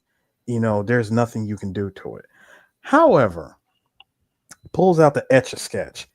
You see what's in here? Thermite. Take a little bit of this and drop one commando down right there in front of it. Add a little bit of this and fire, and that thing will completely disintegrate and be utterly useless forever. Science is awesome. Dun, dun. It is. We hear the words art and science throughout this entire series, and it's great because there's definitely like a fine line between the two. Because some things you look at and go, God, I can't tell if that's science or art. And I like what you're absolutely right. I love how even even down to the materials. Yeah, you got a couple of fucking beakers here. No, those are not beakers. This is I forgot. He said this is a mixing. He said this is a mixing bag. Like mixing this. flask. This is the big circle one. I forgot. I had it in my mind. Fuck, ready for this episode. I forgot what he said. It just to look on Jesse's face, like, yeah, that's a beaker. No, Jesse, this is not a beaker. I think it's also too is you it want just to say what it is like properly. That's like my son going, Dad, how do I do the Hadouken with Sagat?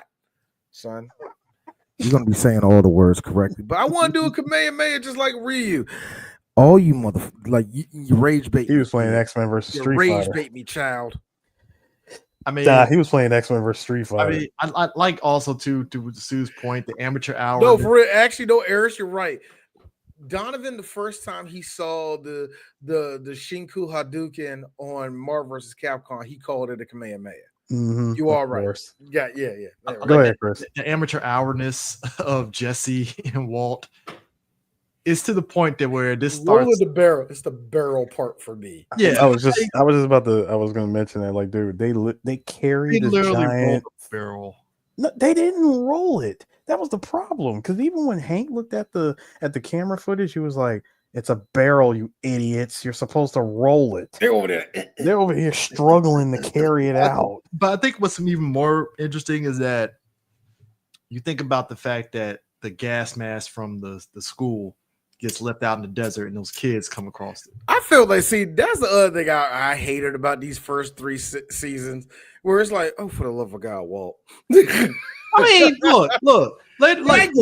Accidents happen, but something was like, how do you mean to tell me nobody overlooked that? Also, why would you, the drug manufacturer, use equipment from the school that you work at as your day job? No, because Jesse made a very good point, CJ. I don't shit where I eat. Again. No, here's the thing.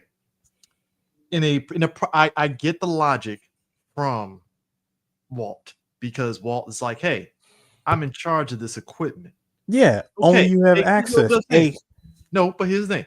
It Go made ahead. sense, but this is where I go back to the amateur hour of it. It's like, Walt, if you're going to use the school equipment, keep track of that shit. See, that's all you have to do. Keep track of it. You'll be fine. That's okay. To your point, that is true, to keep track of it. However, you're still human at the end of the day.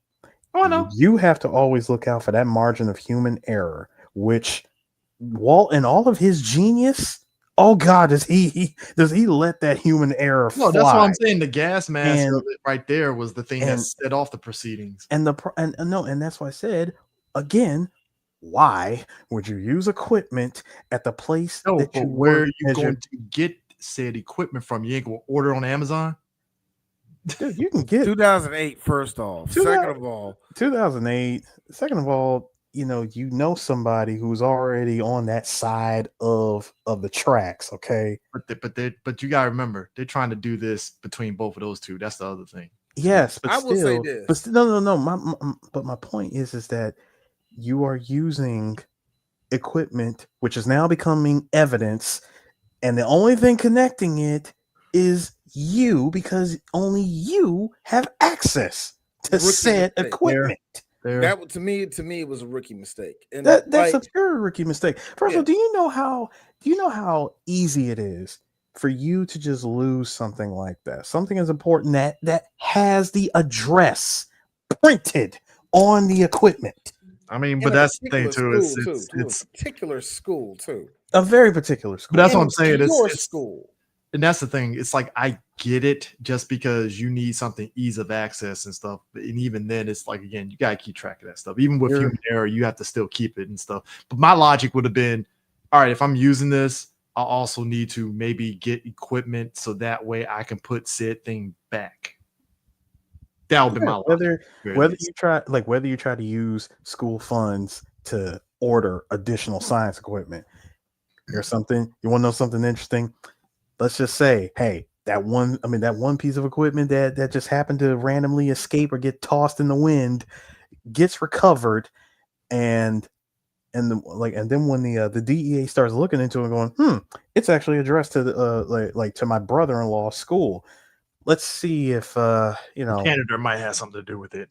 Some right. He Go see it. wrongfully and he wrongfully Go ahead and like, visit Walt for a second. he wrongfully like arrests the janitor because he has a history of drug possession. And that's the other part, Eris. Well, he had a whole lot of weed on him, so we busted him for that. It's like, weed, nigga. Really? have nothing to do with that shit. That has nothing to do with the what? You think he was gonna sell a gas mask for money for weed? I mean, Okay, it's 2008. It's 2008. Sure, maybe. Hey, look, I was like this, Eris. I'm like, they can't be, because even in 2008, that'd be, oh yeah, that's a red state. I forgot. I meant to say this earlier. All of their drug laws are backwards as fuck. Yeah, okay. Now I'm on. This is good. Have fun with that. Sorry, Manuel. Meant to say this earlier.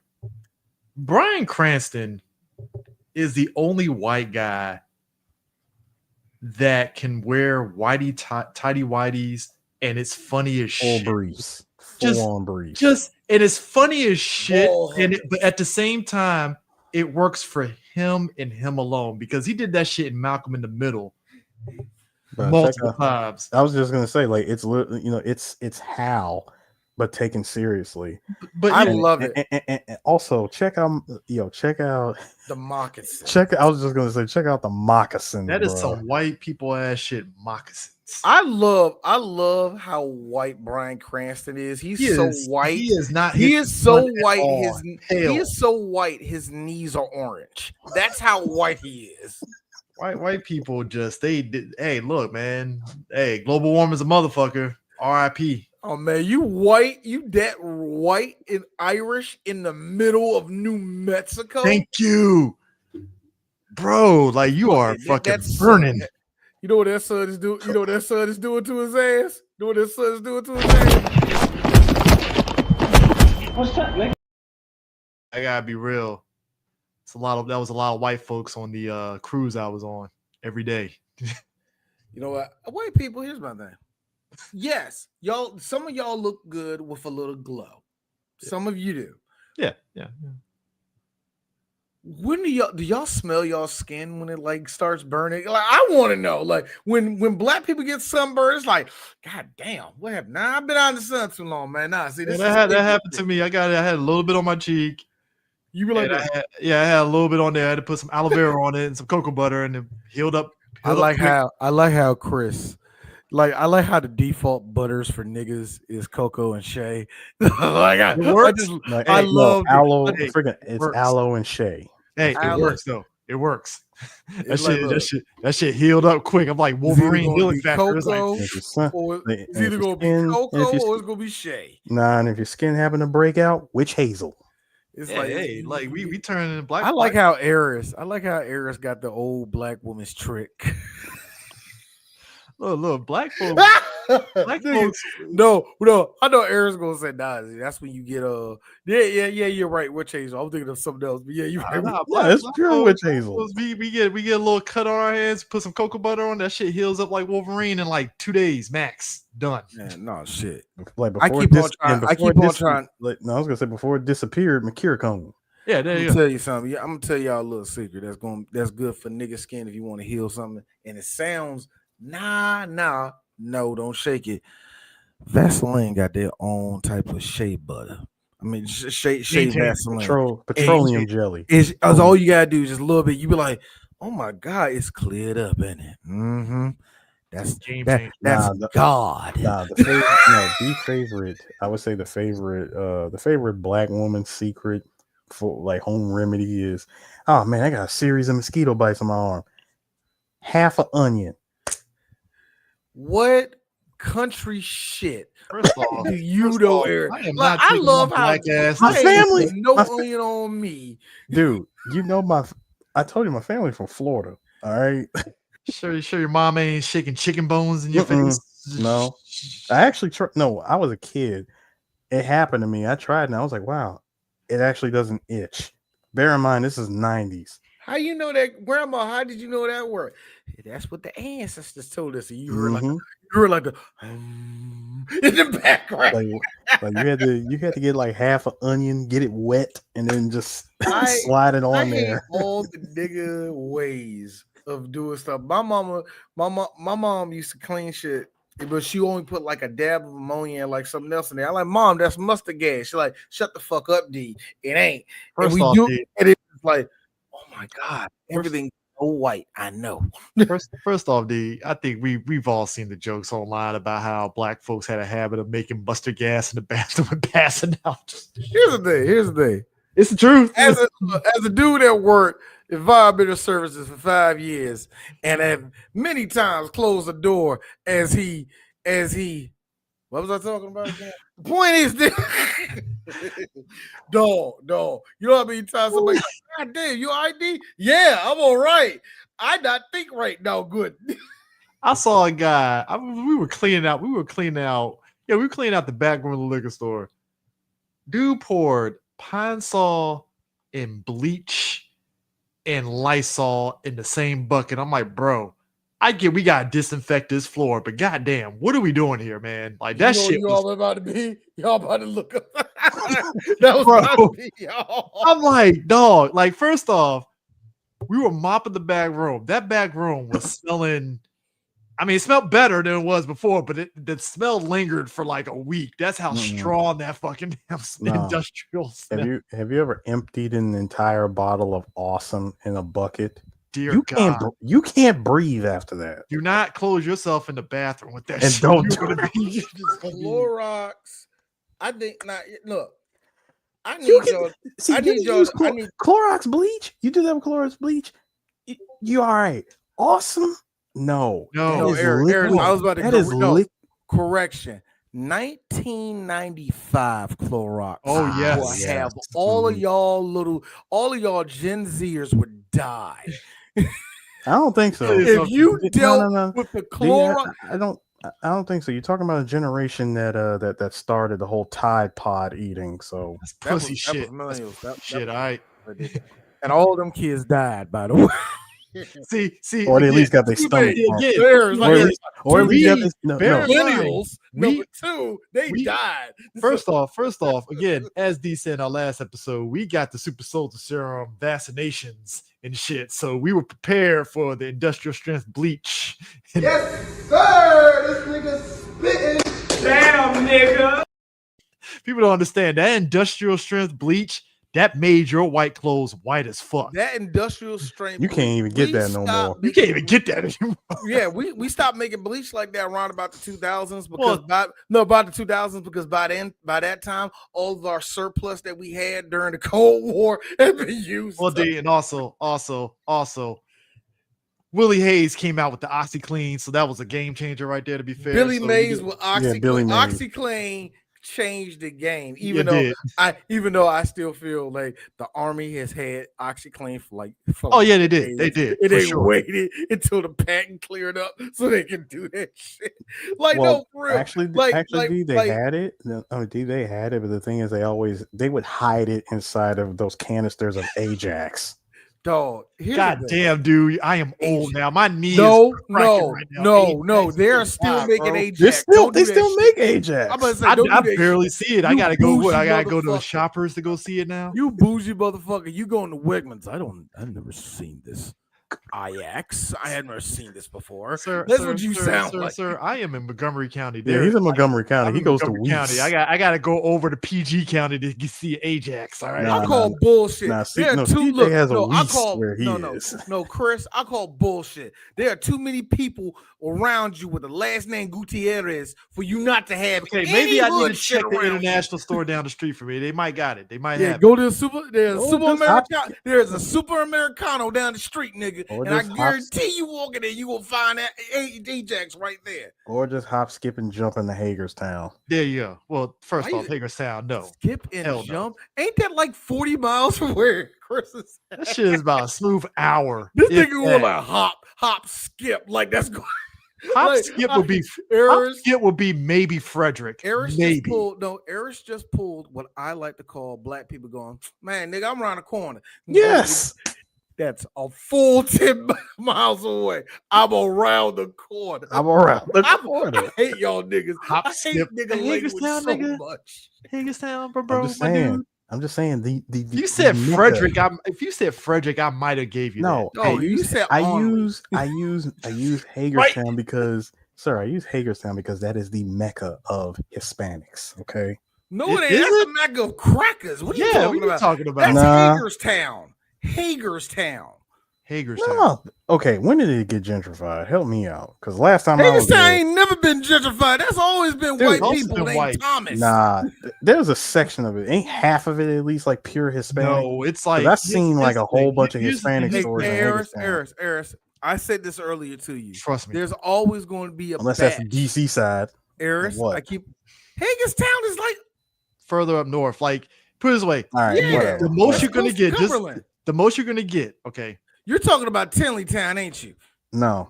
no. So here's the thing. There is a lot. There Now is a you big. way off. There is a big Hispanic presence in Frederick. I will wholeheartedly say that. Here's the Okay. thing.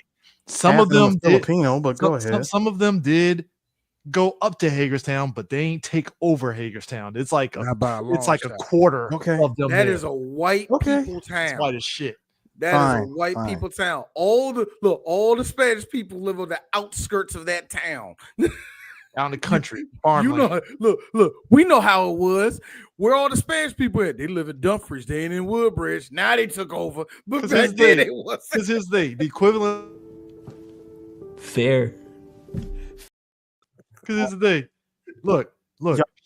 Y'all are good. Look, St. Mary's County, white as shit. Hispanics are there working them farms. They did. They're there. They did.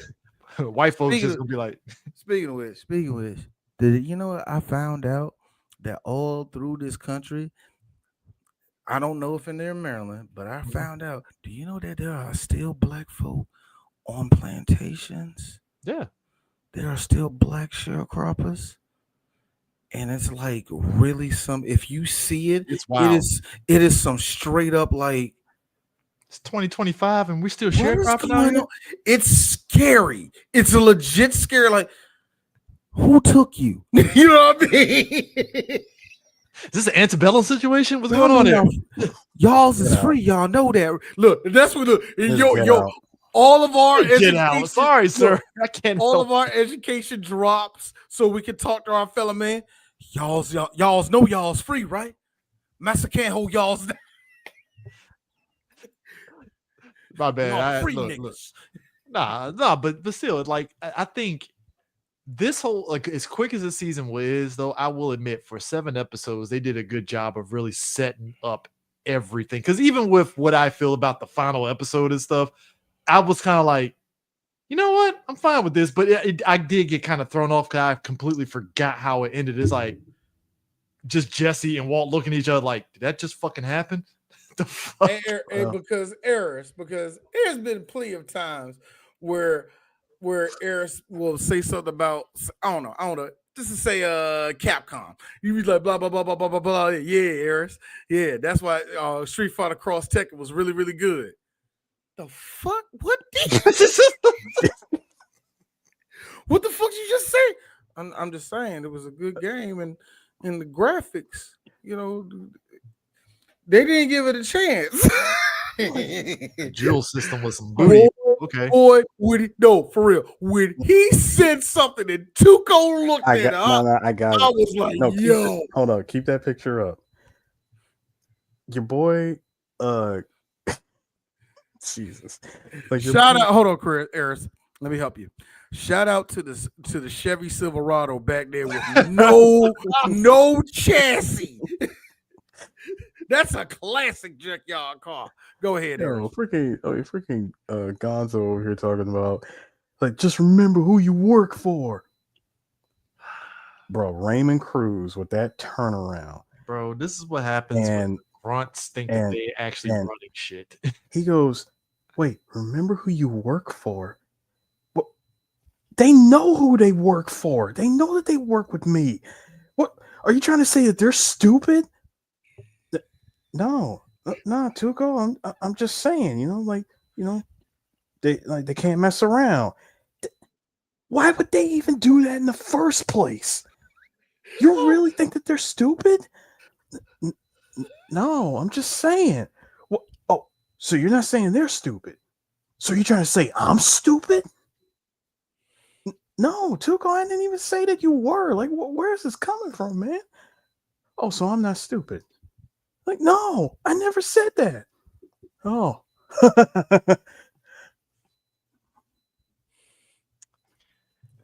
Eris, I love.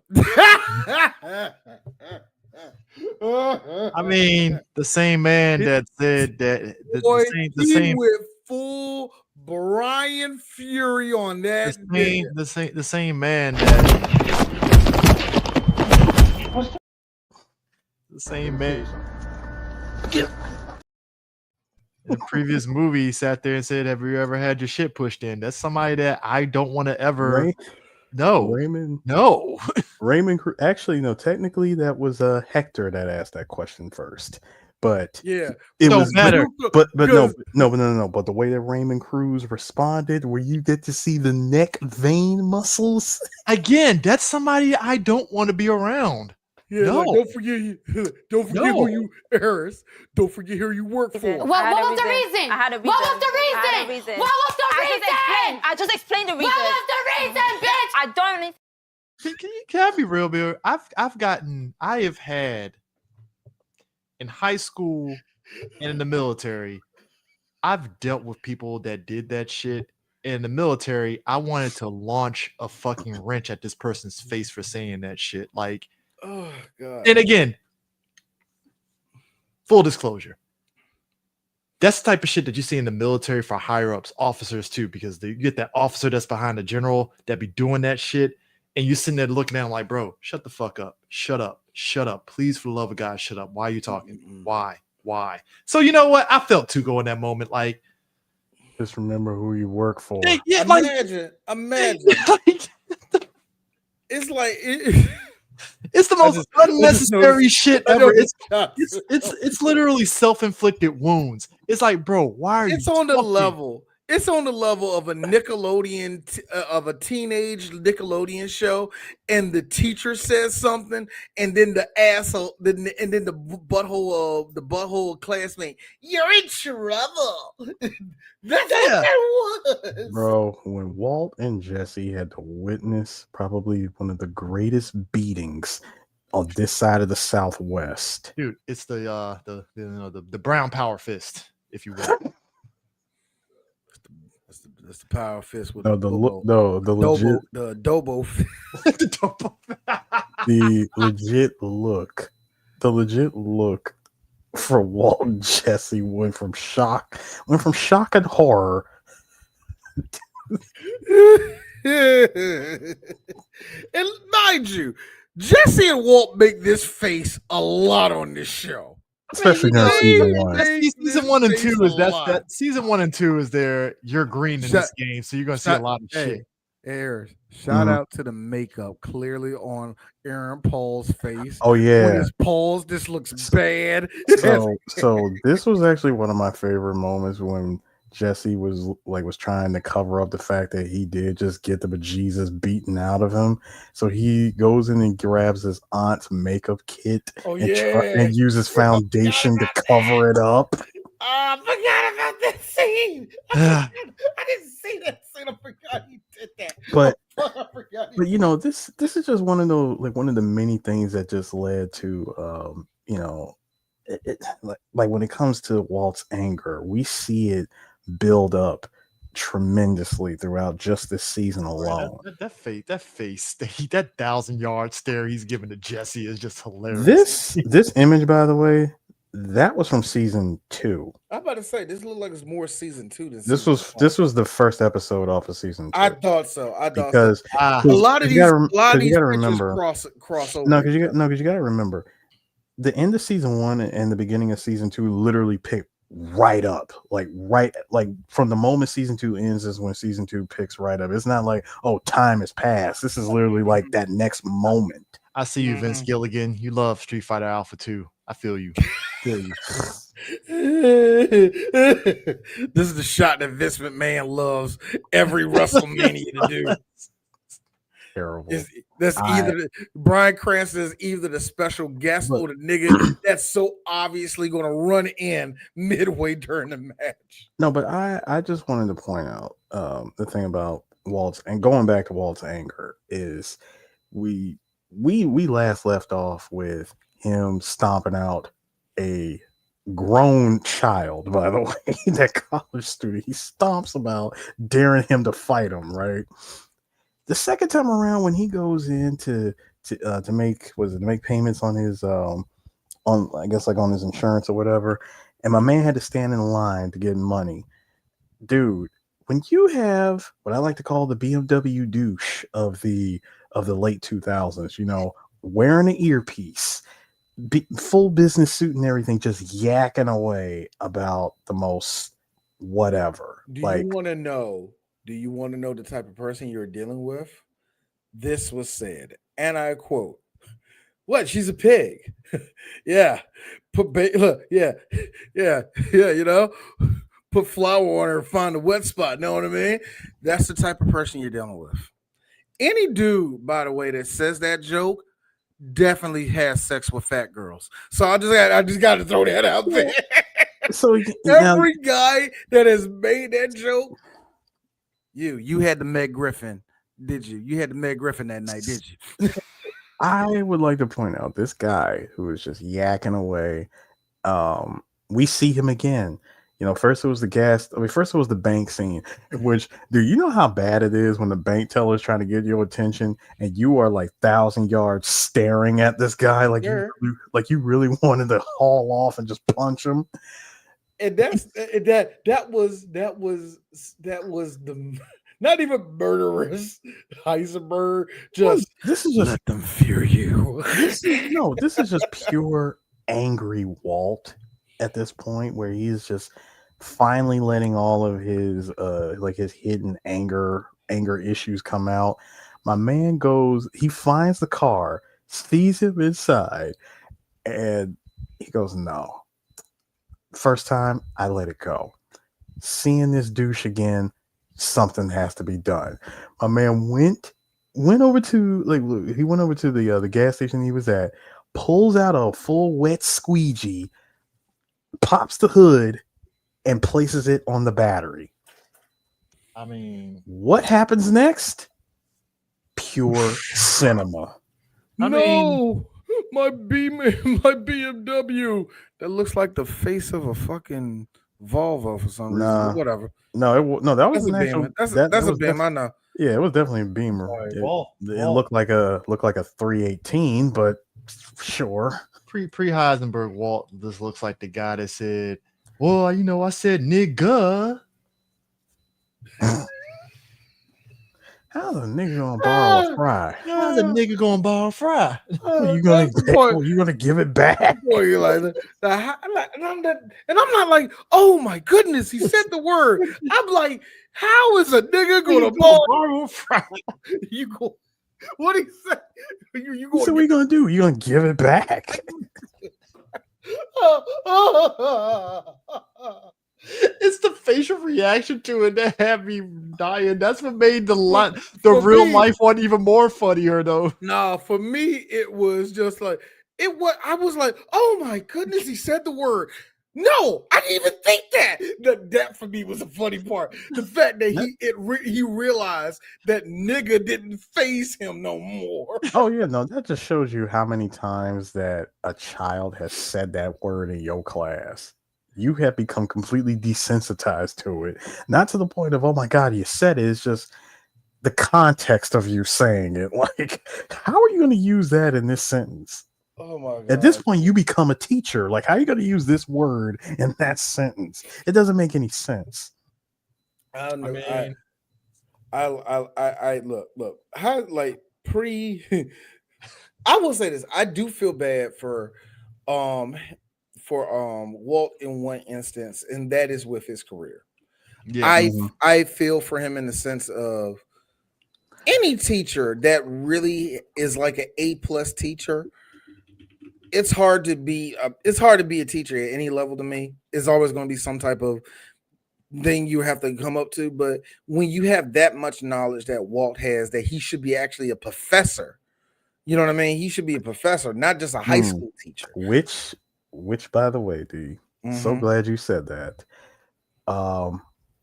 Walt goes to a birthday party of his ex-partner, and I was getting to that point, and I was getting to that. That's what I was getting at.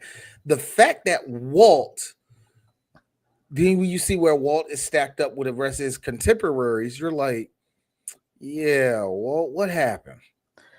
It wasn't even so much what happened. I think nobody. You know what I mean? That's how I felt. Like, what happened? What was the deciding factor that you go, nah, I can't be with this. You know, I can't be over there. And the thing is, for him, seeing how he's surrounded by all these people, and especially when you found out the birthday present that he gave Elliot, which was the pack of ramen noodles. Boy, the way that Elliot played that off, he laughs and goes, "Oh my God, this is like a perfect inside joke, but I'm gonna explain it anyway." It was to our broke days in college. We survived off of this while we were learning, gray matter and all this other stuff, just scientific word with the antithesis of scientific word. It's like we like this was our lifeblood.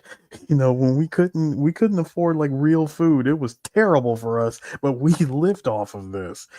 He's like, thank you, Walt. In a way, just if you were Walt, would this come off as condescending to you?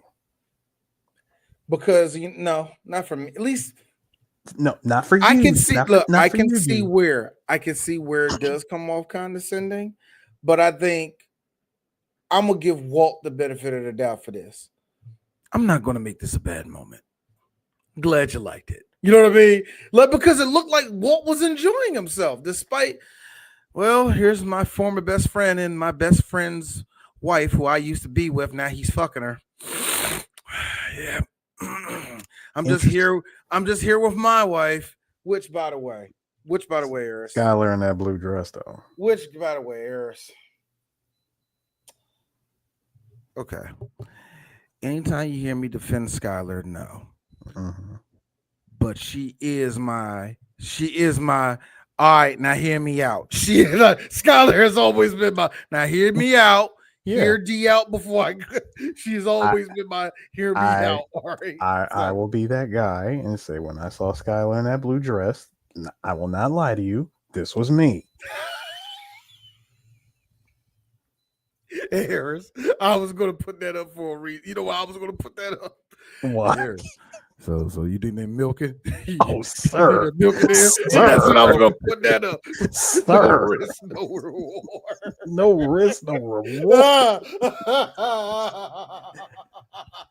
It didn't even, the sick part about it is, it didn't even matter if she was pregnant.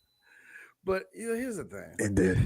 The way that she looked in that dress, I was like, I am mad. I see what you're doing. Like, Mrs. White, I see what you're doing. And I approve. Skylar kills all of that by just talking. That she does. Oh my God. Make it matters. Make matters with Skylar. I hate her so much. Make matters worse, by the way, D. It got so bad that when Walt and Elliot finally had a conversation, and this was after Walt's super awkward conversation that he had with his contemporaries, and they were like, he was like, yeah, I gravitated toward more towards education, and they were like, oh, really? Like what university are you teaching at, Walt? Like, are you at so and so and so and so and so and so? And bro, when Walt is doing this. You gotta take the sip. You couldn't even answer the question. Me, we should say, what do you like? So what university are you at? The jig is up. Run, wastebasket, run. The wastebasket was Skylar. He just did not. He couldn't even answer it. So he finally has a conversation with Elliot. Elliot just comes right at him like. He says, "Oh my God, Walt! I am so sorry. Like, I didn't know. Like, how long has it been going on?" And he said, "Look, if you ever need anything, and I mean anything at all. Gray matter, like the company is doing amazingly well. Bro gave Walter an out. This was sign number one. Walt, you have an out. You can actually completely walk away from this whole drug dealing adventure that you were about to take part in. Just take the job. Bro. Walter, this is God. I'm going to give you 2 more of these, but Sir? I'm just asking you right now. Do you want to? Yes or no? Sir. Do you want to continue? Sir, when you are offered not just a job, but you're offered a job and the company is going to completely pay for all of your cancer treatment. Do you know how much that cost a year? Really? And you're a teacher. You're a teacher, bro. All of that. Even with the chances of of not even surviving this, it doesn't matter. You have no burden. Your former colleagues that built this company with you. And I get where you're coming from, Walt. Yes, I know you left real early at the time with only $5,000. Yes, you cashed out. You cashed out like your what was it, like your share of the company at that time, which was only worth $5,000.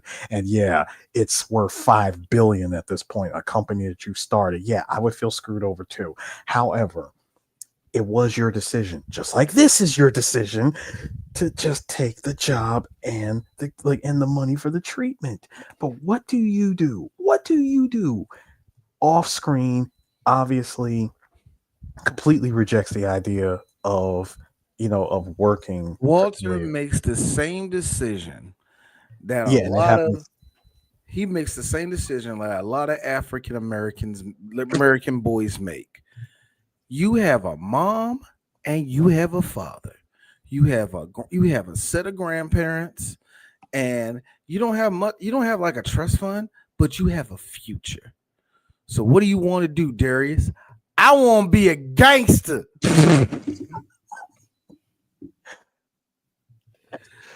Are you trying to go to school? I'm trying to go to the trap house, shorty. You make A's in school, and I'm trying to get some ass. Here's where it's actually interesting. You see, See, I'm a rapper. See, I'm a rapper. No, here's where I'm a rapper though. You are offered one of a handful of outs, literal outs. The second time, and this is probably one of the greatest moments in season 1, is when Walt decides to meet Gretchen alone at a restaurant. And instead of just hearing her out about now, real quick, they used to be lovers, right? Yes, they were together. They were clearly used to be lovers. I just want to make sure I'm not confusing it with a different storyline. I want to say honestly, before Elliot was even in the picture. See, it's kind of vague how Vince Gilligan like shows the interaction between the two of them even in the past, but that time when you see like that side of Walt being the dreamer, they're over here trying to figure out what makes, what is like the key ingredients of what makes the human body, like literally the live action version of Ed, like of Ed listing all the ingredients from Full Metal Alchemist. That was the first thing I thought about. We got to make sure what's inside the body, Al. Like, we got to make sure Mom's coming back. And they're like, what's the key ingredient that's missing? Love, Ed. Don't start this shit, Al. That's metaphysical, not real. It's like, what's the key ingredient that's missing? It's the soul. That's right. Yeah, soulmanite. What the fuck, nigga? No, dude, just that scene was just, it feels like it's out, like it just comes out of nowhere. But the truth is that you're seeing what Walt used to be before we see the full descend into Heisenberg later.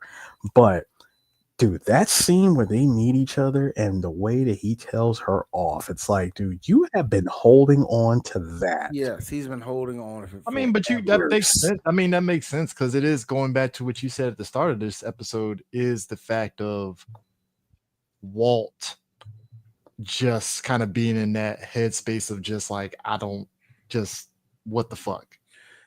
Whatever, something clearly not only here's the thing.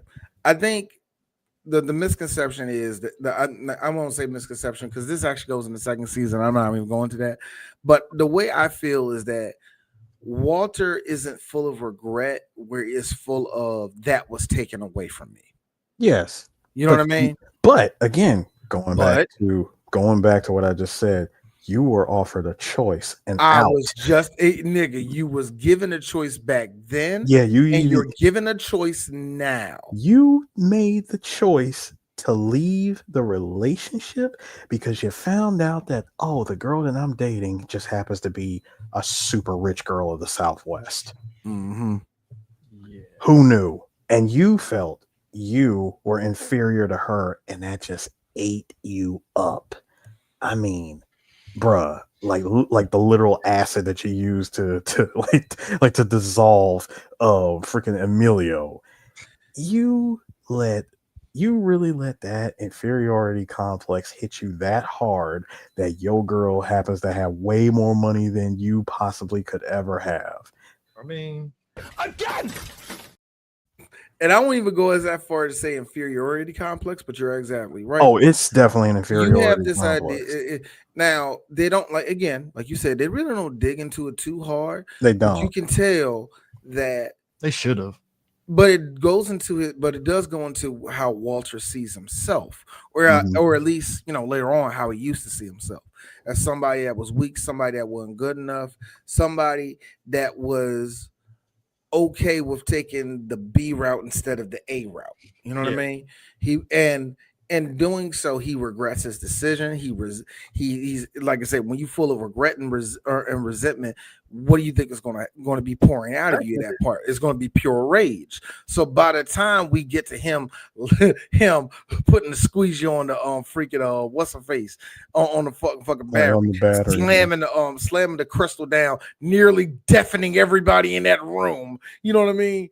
Like, by you get to that point, all you're getting is his rage and his anger, and all of that becomes the thing that he wasn't, something that he never had. Here's power.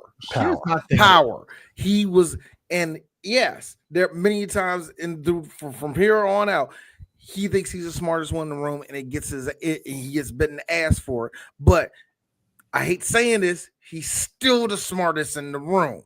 But here's my thing to you. That becomes a conflict ran out. If we end this episode like this, let me ask you this. Let's say Walt never got into the drug game. And, obviously he gets that whole thing of, hey, you have lung cancer and all that stuff, right? Do you think that rage would have came out in a different way during his chemotherapy? Well, do you think it would have came out in some? Do you think it was still came out in some way? See, because of that diagnosis, because diagnosis like that does have people kind of calculating what they did in the past and all that. So would that have actually sped him up, actually being pissed off? Well, no, Chris, it's more than that. See, hearing that type of news after after going through your whole life, you hit 50 and then you find out that you have stage 3 inoperable lung cancer, right? It's like, of all the things that could smack me in the face, it's this. And the way that Walt chooses to process it is, I heard what you said. I heard I have inoperable lung cancer, but doc, you got like a little bit of mustard on your thing there. Even the doc was looking at him like, Mr. White, do you understand what I just told you? This is just someone who who hasn't like fully let that rage like come out. Yeah, he needed circumstances. Remember, he went like the other part of the straw that broke the camel's back is that he went back to his part-time job at the car wash, and he sees his students that was earlier messing around in the back, not paying him any attention or taking him seriously whatsoever. And when they discover that, oh my God, guess who's actually washing, my rich boyfriend's car, and they see it's the science teacher. It's, dude, very humiliating, right? Oh yeah. So when he cusses out Bogdan and quits the job, like quits his part-time job, it's that descend into rage. Yeah. And from that rage is pride and ego, which is why he didn't want to take the job that Elliot was offering him. Mm-hmm. And the fact that of all the things that he could have full control of, it's chemistry. Mm-hmm. So he uses the fact that, meth. Then all it took was not even the ride along. Wasn't the ride along. It was from his birthday when they were watching Hank's drug bust on TV, and he sees that it was like over $700 something thousand worth of meth that was it was $700,000 in drug money from selling meth that was recovered. And Hank when you looked at it, he was like, Hank, how much money is that? He was like, about north of $1 million, something like that. He was like, wow, and all that was from meth. So, he starts putting two and two and two and two and two together, and just by chance, the one person who is actually selling drugs is a former student of mine. It's like, dude, the planets could not align any better than this. Mm-hmm. Everything was working. Like, I would say everything was presented in Walt's favor. And yes, he did choose the path he chose the path of rage, ego, pride, and, greed, and ultimately hubris. Mm-hmm. All because he wanted to be in full control, which is what Heisenberg is. Heisenberg is just not, as you said, the smartest man in the room, but the man who's in full control. Even when you got him pinned down with the Gustav gun pointed at him, he still manages to outsmart everybody in the room. Even when he is disarmed so much, he's still trying to figure a way out. 2 examples of it, and we don't have to talk about it all, but the box cutter episode, you need me and Jesse to make this. You're still talking. Yep. Yeah. You're still talking. Despite you being smart, you being real stupid right now, you're still talking. And the second episode, listen, I can make sure, you dumb ass. I was with Hank, like, how are you so smart? And yet they're gonna kill me, you idiot. No, it's God, that's season 5, but no. Yeah, I know, but I'm just saying. But those are two very good moments. Yeah. And also I sum it up by saying this.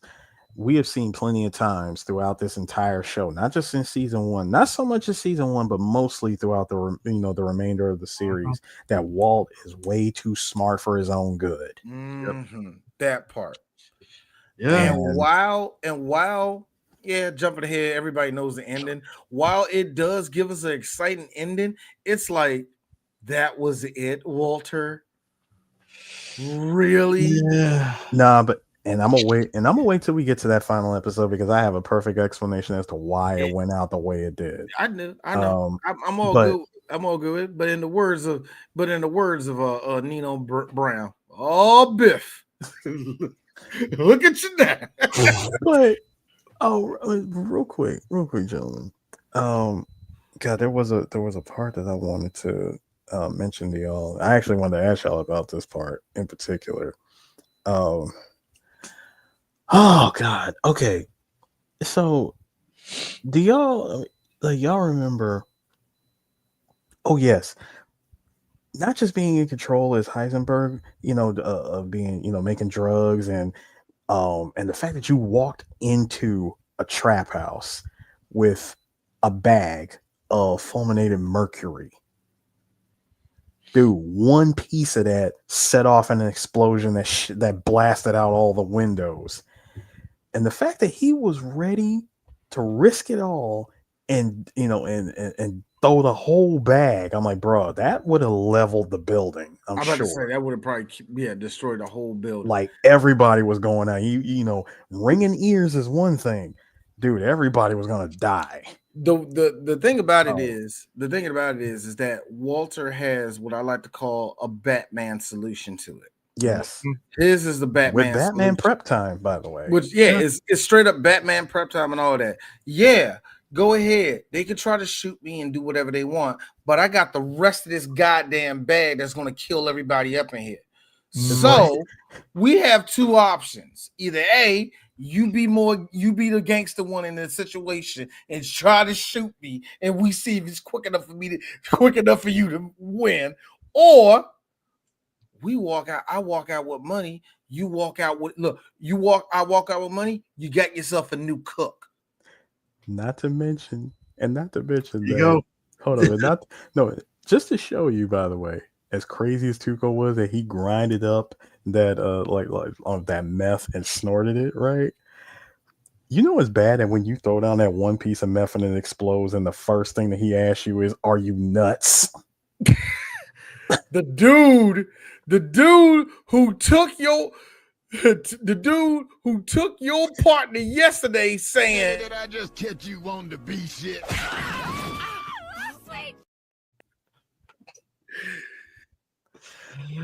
Oh my god. He's like, "Are you nuts?" Nails from the day before doing that to Jesse. Chris, are you nuts? Holding the bag. You want to find out? I'm like, you got it. Not on the same level, but that is not on the same level because this one's a lot higher on it, but it's on the same level. You want to get nuts? Come on, let's get nuts. It's on the same level of that. You want to get nuts? And that's the devil in the pale moonlight. What exactly? I asked that of all my prey. I just like the sound of it. No, you're not doing it with the gun. Yeah, No. You're not doing it in Raymond Cruz. Duh. I want to do it, but it's late. No, I want to do it, but it's going to be because it's going to cross into racism also. I don't know. And the thing is, it's like with Raymond Cruz, and he has said this before. Like his wife hates his character on Breaking Bad because it's Raymond Cruz, like intensity level turned up to 15, and dude, the fact that you had to be like that for several months of season 1 and 2.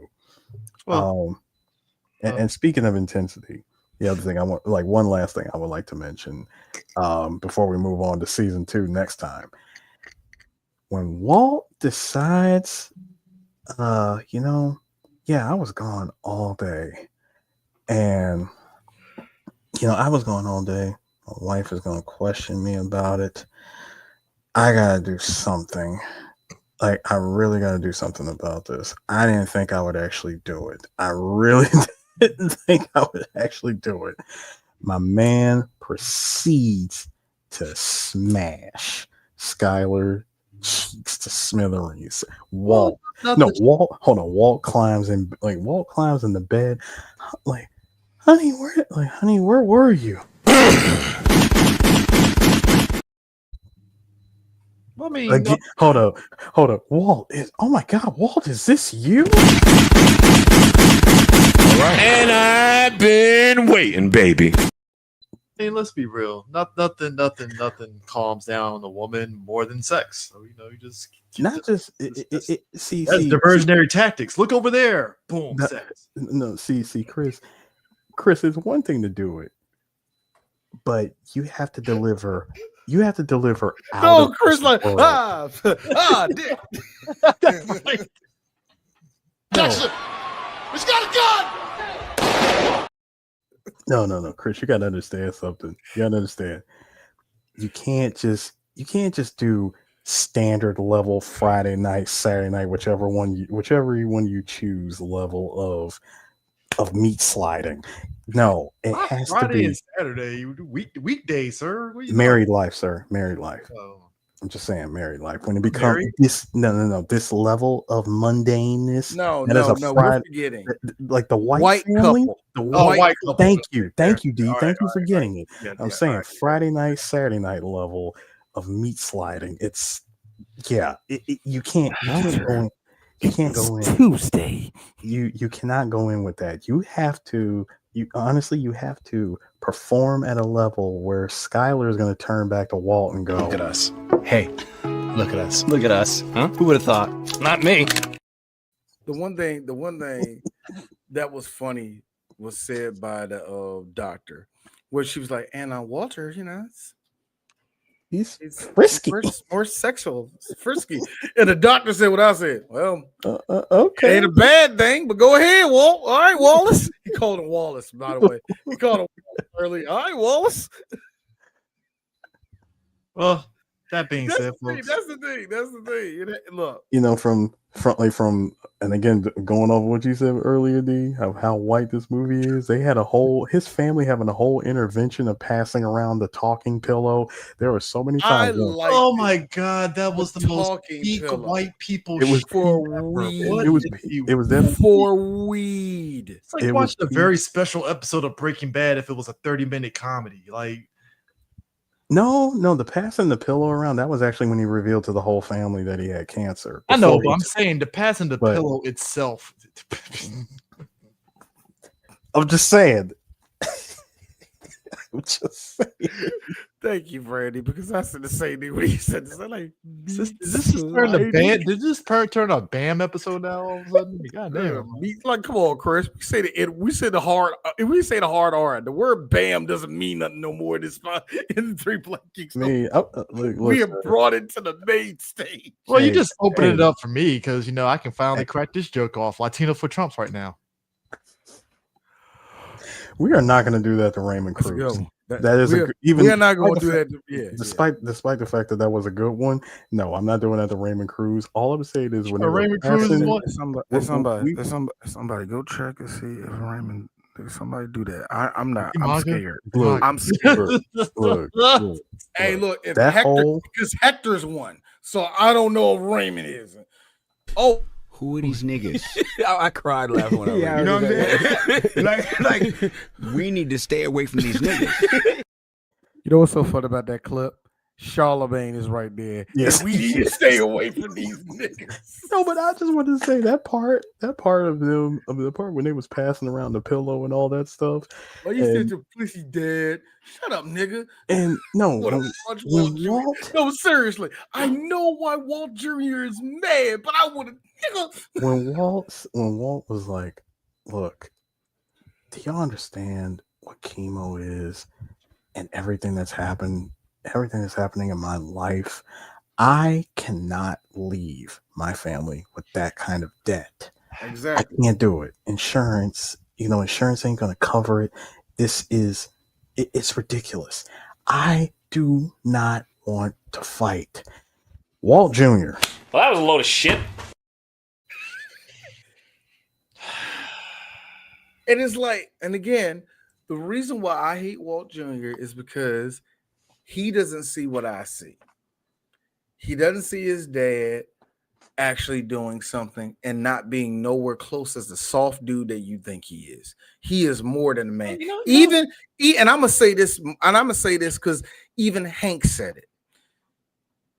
Let's take Heisenberg out. Your dad's a hell of a fucking man. Yeah. Like, on some real shit. Walt's a good dude, a really good dude. Unfortunately, when you don't, see, black men go through this every day. White people, y'all get this brush every 10 years. Like, I'm not good enough. And y'all go into deep depression. It's called black men, we're like this. Yesterday. First off, pure white depression. I can't take this shit no more, man. I want people to understand something. We had a conversation. This is how great it is.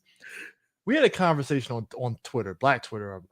We were talking about Breaking Bad, and we were basically, all of us said this. I don't know if you two would agree. We said Breaking Bad would be an entirely different show if it was a black guy that was Walt, because Yeah, to your it point, will be snowfall first off. But Yeah, it's pretty much snowfall. No, but it's the one aspect of what you said, D. It's the aspect of to be black, we know how to overcome some shit when it really hits us.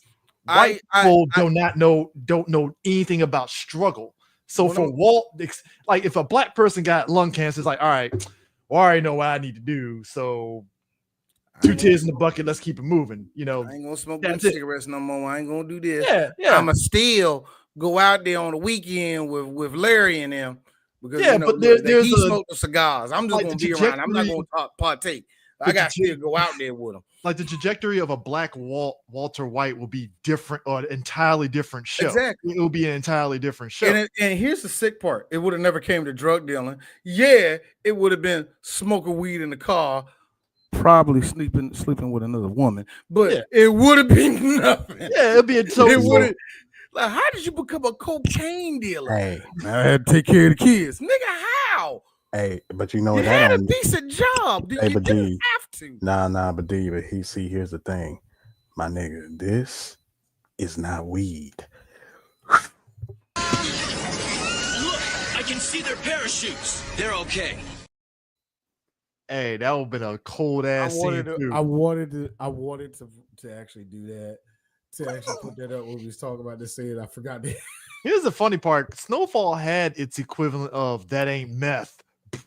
They do. What scene was that? What scene? Fuck. I think it was in season 2 or 3. I think it was season 2 when it was really starting to kick off the drug use. When RZA showed him how to make fucking crack and shit. And that's the first season, and he went off to the races. That's when him and Man Boy started. It was starting to rant. So it's like, all right, you right on that end on the Snowfall angle to a point. So where the bitches at? I'm sorry, that was not what season was that? Where the bitches at? I forgot what season that was. Where the titties at? Where the bitches? My moment was when the stick up kids really thought that they was really saying something smart when really they just signed their own death warrant and got shot in the middle of a meeting. I'm just saying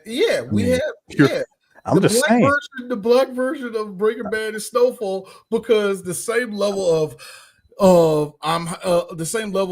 of Walter giving Jesse that rundown was like, I built by brick, and I'll be dead if I tear it down because you don't like a nice way another nigga talk. It's I'm just saying. It's your boy out here was slipping. In a way, you were slipping, man. Oh, so you saying I'm slipping now, huh? I mean, I'm just saying. All right, Vince, hit him in the head, right between the eyes. Hey, Chris, I think we need to do Snowfall also. Oh, look. See, nigga. Hey, Breaking Bad has made me realize that Snowfall is just as good. Coldest scene in Snowfall, that whole series where he's on the cane, right? And he sees old girl that fucking snitched him out to the fucking to the reporter lady, right? And he goes visit her and she got that fear of God in her face, like, oh shit. And then when it cuts to him putting the cane down and walking off like it was normal, I'm like, holy shit, that motherfucker could have walked normal the whole goddamn time. But it's a dope scene because it's like, oh shit, like, oh damn. Oh damn, Randy! I think the reason why you would say that, though, don't do that, because if I investigate and find out that Raymond Cruz did that, I'm just gonna. He was at a rally. Look. if he said that, wait a minute, he was at a rally. I said if he was at a rally, I'd be like, oh. I'm just going to look. If that is the truth, I'm just going to assume that Julio G was right there with him. You know, I like Donald Trump. You know, I like Donald Trumpito. He's just he's my cool monkey. You know, like, I'm just going to imagine him there with you. All right. Hey, look. Snowfall. This is funny. Snowfall. It's literally like you're watching the crack era on TV. The reason why I will say this, Randy, from a kid that grew up. Just the first part of my life, not in or around it, but I can hear it. I can smell the vicinity of it. Yeah, I'm in the vicinity of it. I saw dead bodies. I was at school. We used to get on top of the little jungle gym where you could look over the fence where the traps was at, and we saw motherfuckers OD, niggas back there selling and smoking, women back there getting pumped. I'm not even playing with that last part. We seen a lot of crap over that fence. So, son, when you say that Snowfall scared you, I believe you because there's a lot of scary imagery. I had some family that said, "No, sir, I do not want any parts of the crack era." They moved from DC to Bowie. Your family, Chris, your family went to Clinton. My family went to Camp Springs. We got out of the hood. We got out of the hood like dog. No. Look, I'm in C Pleasant now. I'm in C Pleasant now. If it thinks about going back to 97, I'm out of here, bro. It's not exactly Tuco, but Tuco-ish. On September 8th of 2025, Raymond Cruz was arrested for allegedly spraying a woman with his water hose outside of his house. That is a white woman that got on his property and that deserves 3 Black Geeks respect. Habibi firebombing got a missile to if them robbers come. I mean, look, you know. This is more Better Call Saul, Tuco. I was just about to say. That was Better Call Saul. I don't think this is Breaking Bad, Tuco. You know. Okay. But anyways, what we got next? So next week, guys, we're still in Cinema Month. Cinema Month until whatever we do for Christmas. But this next episode, we're going to talk about a story that incorporates beautiful music, that incorporates themes of what we just did, like fatherhood, having dreams and having them smashed, having to overcome your own demons, having to see someone that you used to admire and they become less than what they are. In fact, they become a monster to you, and they actually becomes the driving force inside of you. We get to talk about Whiplash. J.K. Simmons verbally abusing a young white male because he don't know how to do studio jazz. It can be real. And I have to say, it is some of the best authentic, eloquent white man cussing I have ever heard, because I have never heard the term, I quote, end quote, faggot lipped. I have never heard of that quote until this movie. Look, I was actually going to bring, by the way, two of them. I mean, you bring seven. Seven of them. Thanks to freaking Senior 2 phones. I was going to mention the Popcorners commercial because we still got plenty of Tuco crazy shenanigans in season 2. Oh, yes, we do. I just look. All I'll say is about Whiplash is this. It's one of those things where it really, I ain't gonna say it divided people, but it was definitely one of those movies where, like, if you're a person that watches movies, you enjoyed it. But then, like, the demographic shift was kind of interesting because, again, black folks, we look at that movie like, I want to punch this guy in the face. Like, what the fuck? Like, Nah. I don't know about you. I was laughing at all this shit. No, I was laughing, but at the same time, I'm like, yeah, I know this is only like 2 black people in this entire movie, and they wanted no parts of J.K. Simmons shenanigans. So yeah, he did. Oh yeah. Oh, he definitely did, because the fact that there was 2 parts of the movie. Remember when he went back to his family during that family reunion? Now, I actually agree with him. Well, like, I would tell my family fuck off, but when I think about it, like, wait a minute, you're the loser in the family. Shut up. Nah. When he sat there and got at his cousin and was like, yeah, 2 words you will never hear from the NFL, I was like, oh my God. I was like, yes. Now, D approved of all of that. I approve of all. Because it's like, look, because my thing is this, and we'll dive into it when we do it, but I was like this. I felt for Miles Teller's character, because it's like there is something to be said about how families, they do tend to like knock down career fields that aren't as like making money kind of thing. That part. If you're look, I feel bad for all you Nigerian niggas. You can't be regular. I feel bad for y'all. Seeing how, look, unless you're dead, because you know what's so fun for me? Nigerians who are not doctors or dentists or whatever little shit they revere, the way they talk shit about their children is like, nigga, you make minimum wage. Stop making your kid. I mean, no, but but jobs because you stupid. Yeah, but that is America. but that is a movie that definitely I remember just the atmosphere Chris, at the time. That movie, yeah. Chris, I knew I was in for a treat. And when he did this, when he closed his arm like that, not quite my tempo. Do it again. You're rushing it. You're rushing.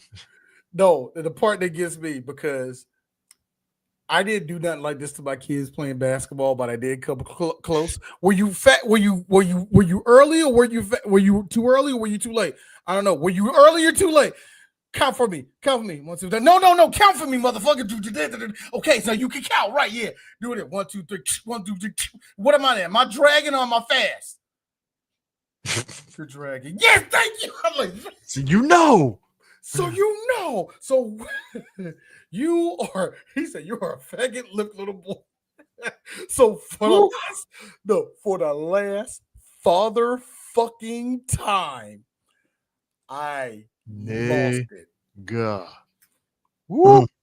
Yeah. I like how y'all niggas get pressured and your mom works at a dry cleaner. That's right. Fucked up. Right? You know what I said was racist, but still, you know what I'm saying? It'd be like a regular job. No more racist than that Family Guy joke, which was, "Are you doctor yet? No. Come back when you're doctor."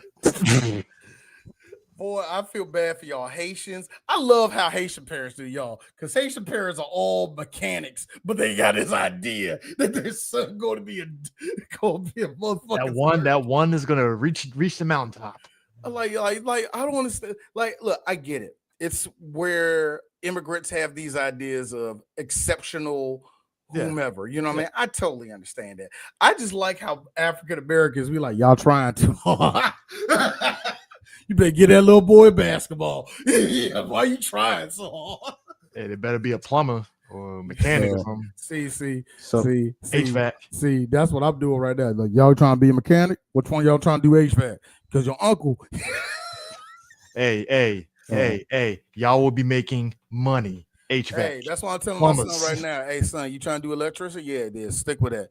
Your uncle, look, it's always like an uncle or like a granddad, so he can get you hooked up. But that, I know somebody, right? I can get you in that program. I love black folks who do that. Anyway. So the next time that we're gonna talk Breaking Bad again for season 2 will be next year.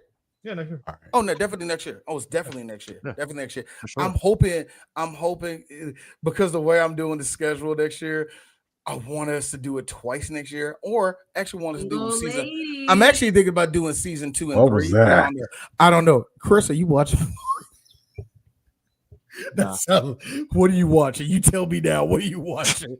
Who was that? Nah, it's the game.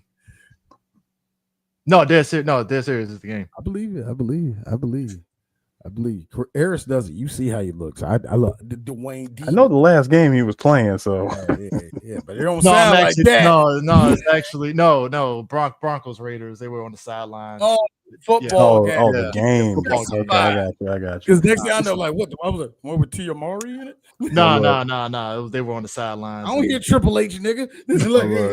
Look until the next time. Why was it so good, and where did that come from? Because it was illegal. Dog. Eris's girlfriend shows up. I forgot about that. Yeah. Oh, Jessica Jones. She is so Christian Ritter. She is awesome and yet highly overrated. Love it. I love it. Anyways, that is it. We'll catch you guys later. Peace. You know what I'm thinking of?